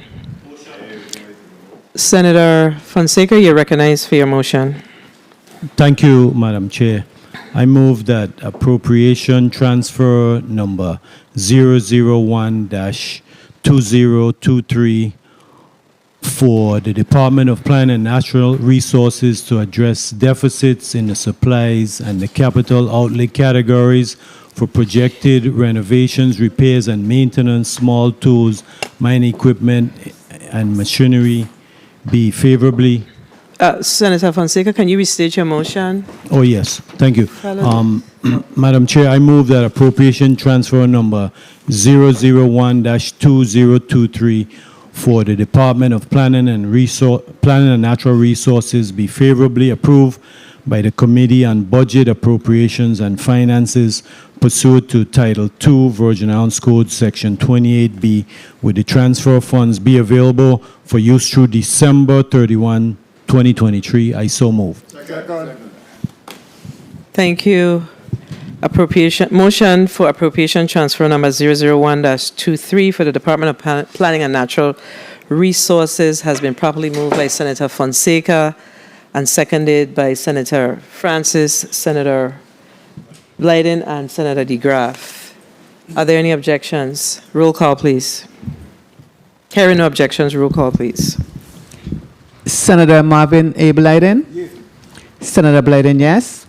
Senator Samuel Carrion? Yes. Senator Carrion, yes. Senator Dwayne M. DeGraff? Senator DeGraff, yes. Senator Ray Fonseca. Yes. Senator Fonseca, yes. Senator Donna A. Fred Gregory. Senator Fred Gregory, yes. Senator Nobel E. Francis Jr. Senator Francis Jr., yes. Senator Javan E. James Sr. Yes. Senator James Sr., yes. Madam Chair, we have 7 yeas. Thank you, Madam Clerk. Appropriation transfer number 001-23 in favor of the Virgin Islands Department of Planning and Natural Resources has been favorably approved by the Committee on Finance. Motion. Do I hear a motion? Motion. You recognize your motion, Senator Fonseca. Thank you, Madam Chair. I move that appropriation transfer number 003-2023 for the Department of Human Services be favorably approved by the Committee on Budget, Appropriations, and Finances pursuant to Title II, Virgin Islands Code, Section 28B, with the transfer funds be available for use through December 31, 2023. I so move. Appropriation transfer number 003-23 in favor of the Virgin Islands Department of Human Services has been properly moved by Senator Fonseca, seconded by Senator Blyden, Senator DeGraff. Hearing no objections, roll call, please. Senator Marvin A. Blyden. Senator Blyden, yes. Senator Samuel Cardiung. Senator Cardiung, yes. Senator Dwayne M. DeGraff. Yes. Senator DeGraff, yes. Senator Ray Fonseca. Yes. Senator Fonseca, yes. Senator Donna A. Fred Gregory. Yes. Senator Fred Gregory, yes. Senator Nobel E. Francis Jr. Senator Francis Jr., yes. Senator Javan E. James Sr. Yes. Senator James Sr., yes. Madam Chair, we have 7 yeas. Thank you, Madam Clerk. Appropriation transfer number 003-23 has been favorably approved by this committee for the Virgin Islands Department of Human Services. Motion. Okay, let me restate my my approval here. Appropriation transfer number 003-23 in 003-23 in favor of the Virgin Islands Department of Human Services has appropriation transfer number 003-2023 has been in favor of the Virgin Islands Department of Human Services has been favorably approved by this committee. Do I hear a motion? Motion. You recognize your motions, Senator Fonseca. Thank you, Madam Chair. I move that appropriation transfer number 004-2023 for the Department of Health be favorably approved by the Committee on Budget, Appropriations, and Finance pursuant to Title II, Virgin Islands Code, Section 28B, with the transfer funds be available for use through December 31, 2023. I so move. Appropriation transfer number 004-2023 in favor of the Department of Health has been properly moved by Senator Fonseca, seconded by Senator Francis, Senator Blyden, Senator DeGraff. Hearing no objections, roll call, please. Senator Marvin A. Blyden. Senator Blyden, yes. Senator Samuel Cardiung. Senator Cardiung, yes. Senator Dwayne M. DeGraff. Yes. Senator DeGraff, yes. Senator Ray Fonseca. Yes. Senator Fonseca, yes. Senator Donna A. Fred Gregory. Yes. Senator Fred Gregory, yes. Senator Nobel E. Francis Jr. Senator Francis Jr., yes. Senator Javan E. James Sr. Yes. Senator James Sr., yes. Madam Chair, you have 7 yeas. Thank you, Madam Clerk. Appropriation transfer number 004-2023 in favor of the Virgin Islands Department of Health has been favorably approved by this committee. Do I hear a motion? Senator Carrion, you recognize your motion. I move that appropriation transfer number 005-2023 for the VI Office of Management and Budget be favorably approved by the Committee on Budget, Appropriation, and Finance pursuant to Title II of the Virgin Islands Code, Section 28B, with transfer funds be available for use through December 31st, 2023. I so move.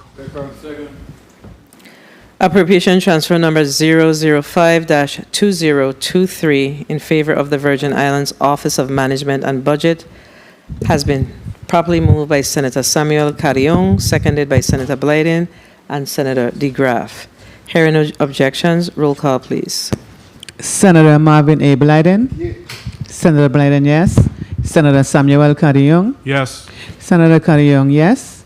Senator Dwayne M. DeGraff? Yes. Senator DeGraff, yes. Senator Ray Fonseca? Yes. Senator Fonseca, yes. Senator Dana A. Fred Gregory? Yes. Senator Fred Gregory, yes. Senator Norvel E. Francis Jr.? Senator Francis Jr., yes. Senator Javan E. James Sr.? Yes. Senator James Sr., yes. Madam Chair, you have 7 yeas. Thank you, Madam Clerk. Appropriation transfer number 005-2023 in favor of the, am I on the right one? Virgin Islands Office of Management and Budget Yeah. has been favorably approved by this committee. Do I hear a motion? Motion. I move that appropriation transfer number 007-2023 for the Virgin Islands Public Works be favorably approved by this Committee on Budget, Appropriations, and Finance pursuant to Title II of the Virgin Islands Code, Section 28B, with the transfer funds be available for the use through December 31st, 2023. I so move. Appropriation transfer number 007-2023 in favor of the Virgin Islands Department of Public Works has been properly moved by Senator Samuel Carrion, seconded by Senator Blyden and Senator Fonseca. Hearing no objections, roll call, please. Senator Marvin A. Blyden? Senator Blyden, yes.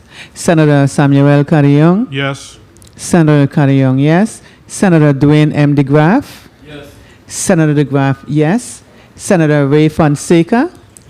Senator Fonseca, yes. Senator Dana A. Fred Gregory? Yes. Senator Fred Gregory, yes. Senator Norvel E. Francis Jr.? Senator Francis Jr., yes. Senator Javan E. James Sr.? Yes. Senator James Sr., yes. Madam Chair, you have 7 yeas. Thank you, Madam Clerk. Appropriation transfer number 007-23 has been favorably in favor of 007-2023 in favor of the Virgin Islands Department of Public Works has been favorably approved by this committee. Next. Motion. You're recognized for your motion, Senator Carrion. I move that appropriation transfer number 008-2023 for the Virgin Islands Department of Labor be favorably approved by this Committee on Budget, Appropriations, and Finance pursuant to Title II of the Virgin Islands Code, Section 28B, with the transfer funds be available for the use through December 31st, 2023. I so move. Appropriation transfer number 008-2023 in favor of the Virgin Islands Department of Labor has been properly moved by Senator Samuel Carrion, seconded by Senator Blyden and Senator DeGraff. Hearing no objections, roll call, please. Senator Marvin A. Blyden? Senator Blyden, yes. Senator Samuel Carrion? Yes.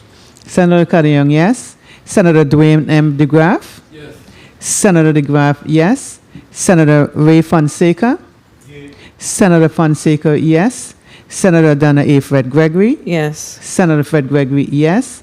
Senator Norvel E. Francis Jr.? Senator Francis Jr., yes. Senator Javan E. James Sr.? Yes. Senator James Sr., yes. Madam Chair, you have 7 yeas. Thank you, Madam Clerk. Appropriation transfer number 08-2023 in favor of the Virgin Islands Department of Labor has been favorably approved by this committee. Motion? Senator Blyden, you recognize for your motion. I move. Mike. I move that appropriation transfer number 009-2023 for the Department of Property and Procurement be favorably approved by the Committee on Budget, Appropriations, and Finance pursuant to Title II Virgin Islands Code, Section 28B, with the transfer funds be available for the use through December 31st, 2023. I so move. Appropriation transfer number 009-2023 in favor of the Virgin Islands Department of Property and Procurement has been properly moved by Senator Marvin Blyden, seconded by Senator Fonseca and Senator DeGraff. Hearing no objections, roll call, please. Senator Marvin A. Blyden? Yeah. Senator Blyden, yes. Senator Samuel Carrion? Yes. Senator Carrion, yes. Senator Dwayne M. DeGraff? Yes. Senator DeGraff, yes. Senator Ray Fonseca? Yes. Senator Fonseca, yes. Senator Donna A. Fred Gregory? Yes. Senator Fred Gregory, yes. Senator Novel E. Francis Jr.? Yes. Senator Francis Jr., yes. Senator Javan E. James Sr.? Yes. Senator James Sr., yes. Madam Chair, you have 7 yeas. Thank you, Madam Clerk. Appropriation transfer number 009-2023 in favor of the Virgin Islands Department of Property and Procurement has been favorably approved by this committee. Senator Blyden, you recognize your motion. I move that appropriation transfer number 010-2023 for the Department of Education be favorably approved by the Committee on Budget, Appropriations, and Finance pursuant to Title II Virgin Islands Code, Section 28B, with the transfer funds be available for the use through December 31st, 2023. I so move. Appropriation transfer number 010-2023 in favor of the Virgin Islands Department of Education has been properly moved by Senator Marvin Blyden, seconded by Senator Carrion and Senator DeGraff. Hearing no objections, roll call, please. Senator Marvin A. Blyden? Yes. Senator Blyden, yes. Senator Samuel Carrion? Yes. Senator Carrion, yes. Senator Dwayne M. DeGraff? Yes. Senator DeGraff, yes. Senator Ray Fonseca? Yes. Senator Fonseca, yes. Senator Donna A. Fred Gregory? Yes. Senator Fred Gregory, yes. Senator Novelli Francis Jr.? Yes. Senator Francis Jr., yes. Senator Javan E. James Sr.? Yes. Senator James Sr., yes. Madam Chair, you have 7 yeas. Thank you, Madam Clerk. Appropriation transfer number 010-2023 in favor of the Virgin Islands Department of Education has been favorably approved by this committee. Motion. Senator Blyden, you recognize your motion. I move that appropriation transfer number 011-2023 for the Virgin Islands Department of Justice be favorably approved by the Committee on Budget, Appropriations, and Finance pursuant to Title II Virgin Islands Code, Section 28B, with the transfer funds be available for use through December 31st, 2023. I so move. Appropriation transfer number 011-2023 in favor of the Virgin Islands Department of Justice has been properly moved by Senator Marvin Blyden, seconded by Senator Fonseca and Senator DeGraff. Hearing no objections, roll call, please. Senator Marvin A. Blyden? Yes. Senator Blyden, yes. Senator Samuel Carrion? Yes. Senator Carrion, yes. Senator Dwayne M. DeGraff? Yes. Senator DeGraff, yes. Senator Ray Fonseca? Yes. Senator Fonseca, yes. Senator Donna A. Fred Gregory? Yes. Senator Fred Gregory, yes. Senator Novel E. Francis Jr.? Yes. Senator Francis Jr., yes. Senator Javan E. James Sr.? Yes. Senator James Sr., yes. Madam Chair, you have 7 yeas. Thank you, Madam Clerk. Appropriation transfer number 011 2023 in favor of the Virgin Islands Department of Justice has been favorably approved by this committee. All right.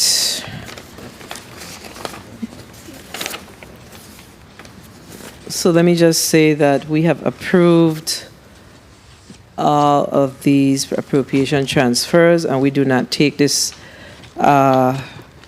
vote that we just made lightly. We've properly vetted the respective departments and agencies, and we have also vetted the available resources in order to make this decision.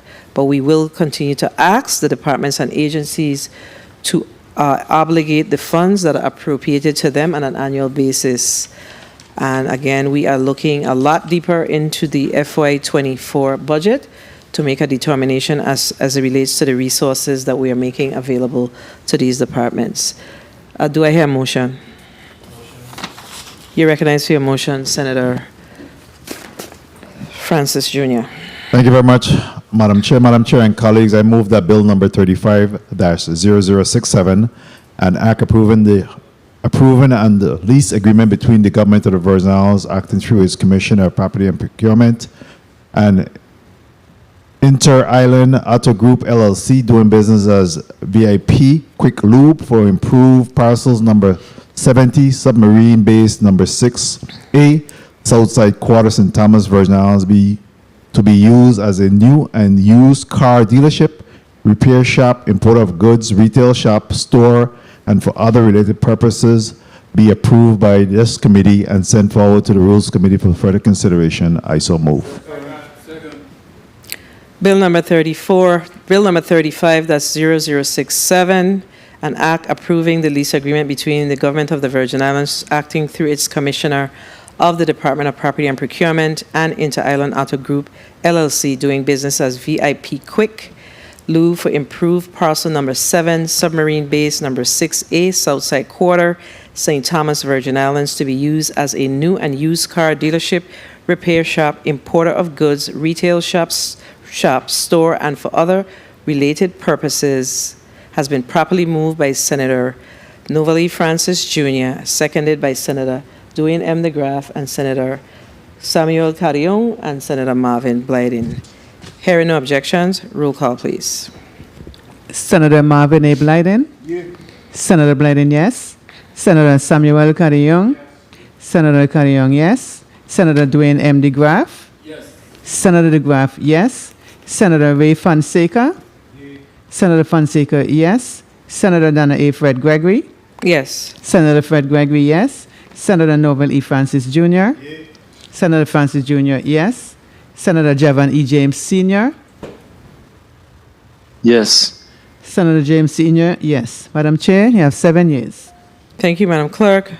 Bill number 35-0067, an act approving the lease agreement between the Government of the Virgin Islands, acting through its Commission of the Department of Property and Procurement, and Inter-Island Auto Group LLC, doing business as VIP Quick Lube, for improved parcel number 7T, submarine base number 6A, Southside Quarter, St. Thomas, Virgin Islands, to be used as a new and used car dealership, repair shop, importer of goods, retail shop, store, and for other related purposes, has been favorably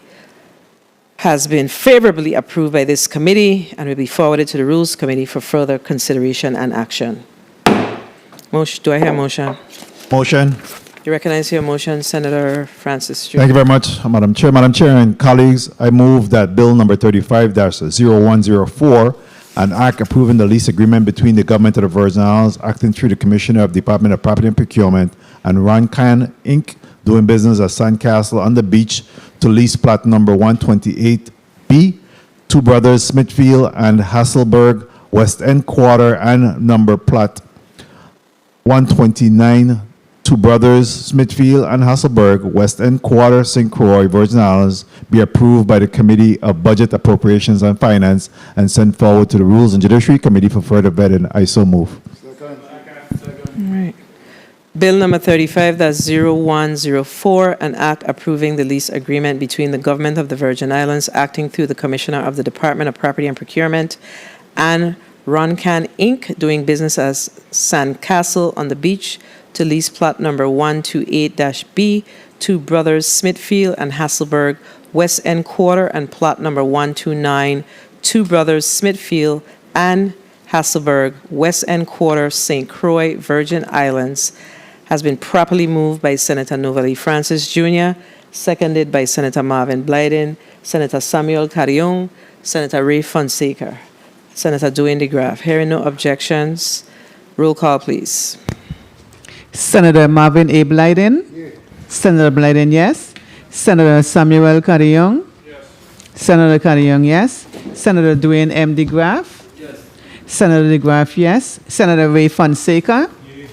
Senator Fonseca, yes. Senator Dana A. Fred Gregory? Yes. Senator Fred Gregory, yes. Senator Noble E. Francis Jr.? Yes. Senator Francis Jr., yes. Senator Javan E. James Sr.? Yes. Senator James Sr., yes. Madam Chair, you have 7 yeas. Thank you, Madam Clerk. Bill number 35-0104, an act approving the lease agreement between the Government of the Virgin Islands acting through the Commission of the Department of Property and Procurement and Roncan Inc., doing business as Sand Castle on the Beach, to lease plot number 128B, Two Brothers Smithfield and Hasselberg West End Quarter, and plot number 129, Two Brothers Smithfield and Hasselberg West End Quarter, St. Croix, Virgin Islands, has been properly favorably approved by this committee and will be forwarded to the Rules Committee for further action and vetting. All right, colleagues, we've completed today's agenda, and we will continue the budget process. I believe that we have another meeting coming up sometime in the next sometime around September 11th, to continue the discussions of the bills that we have before this committee. I want to thank the central staff employees for continuing to ensure that we are able to do this work, and most definitely the post-audit division and my staff, and definitely my colleagues that are non-committee members as well as committee members. The Committee on Budget, Appropriations, and Finance meeting for today is hereby adjourned.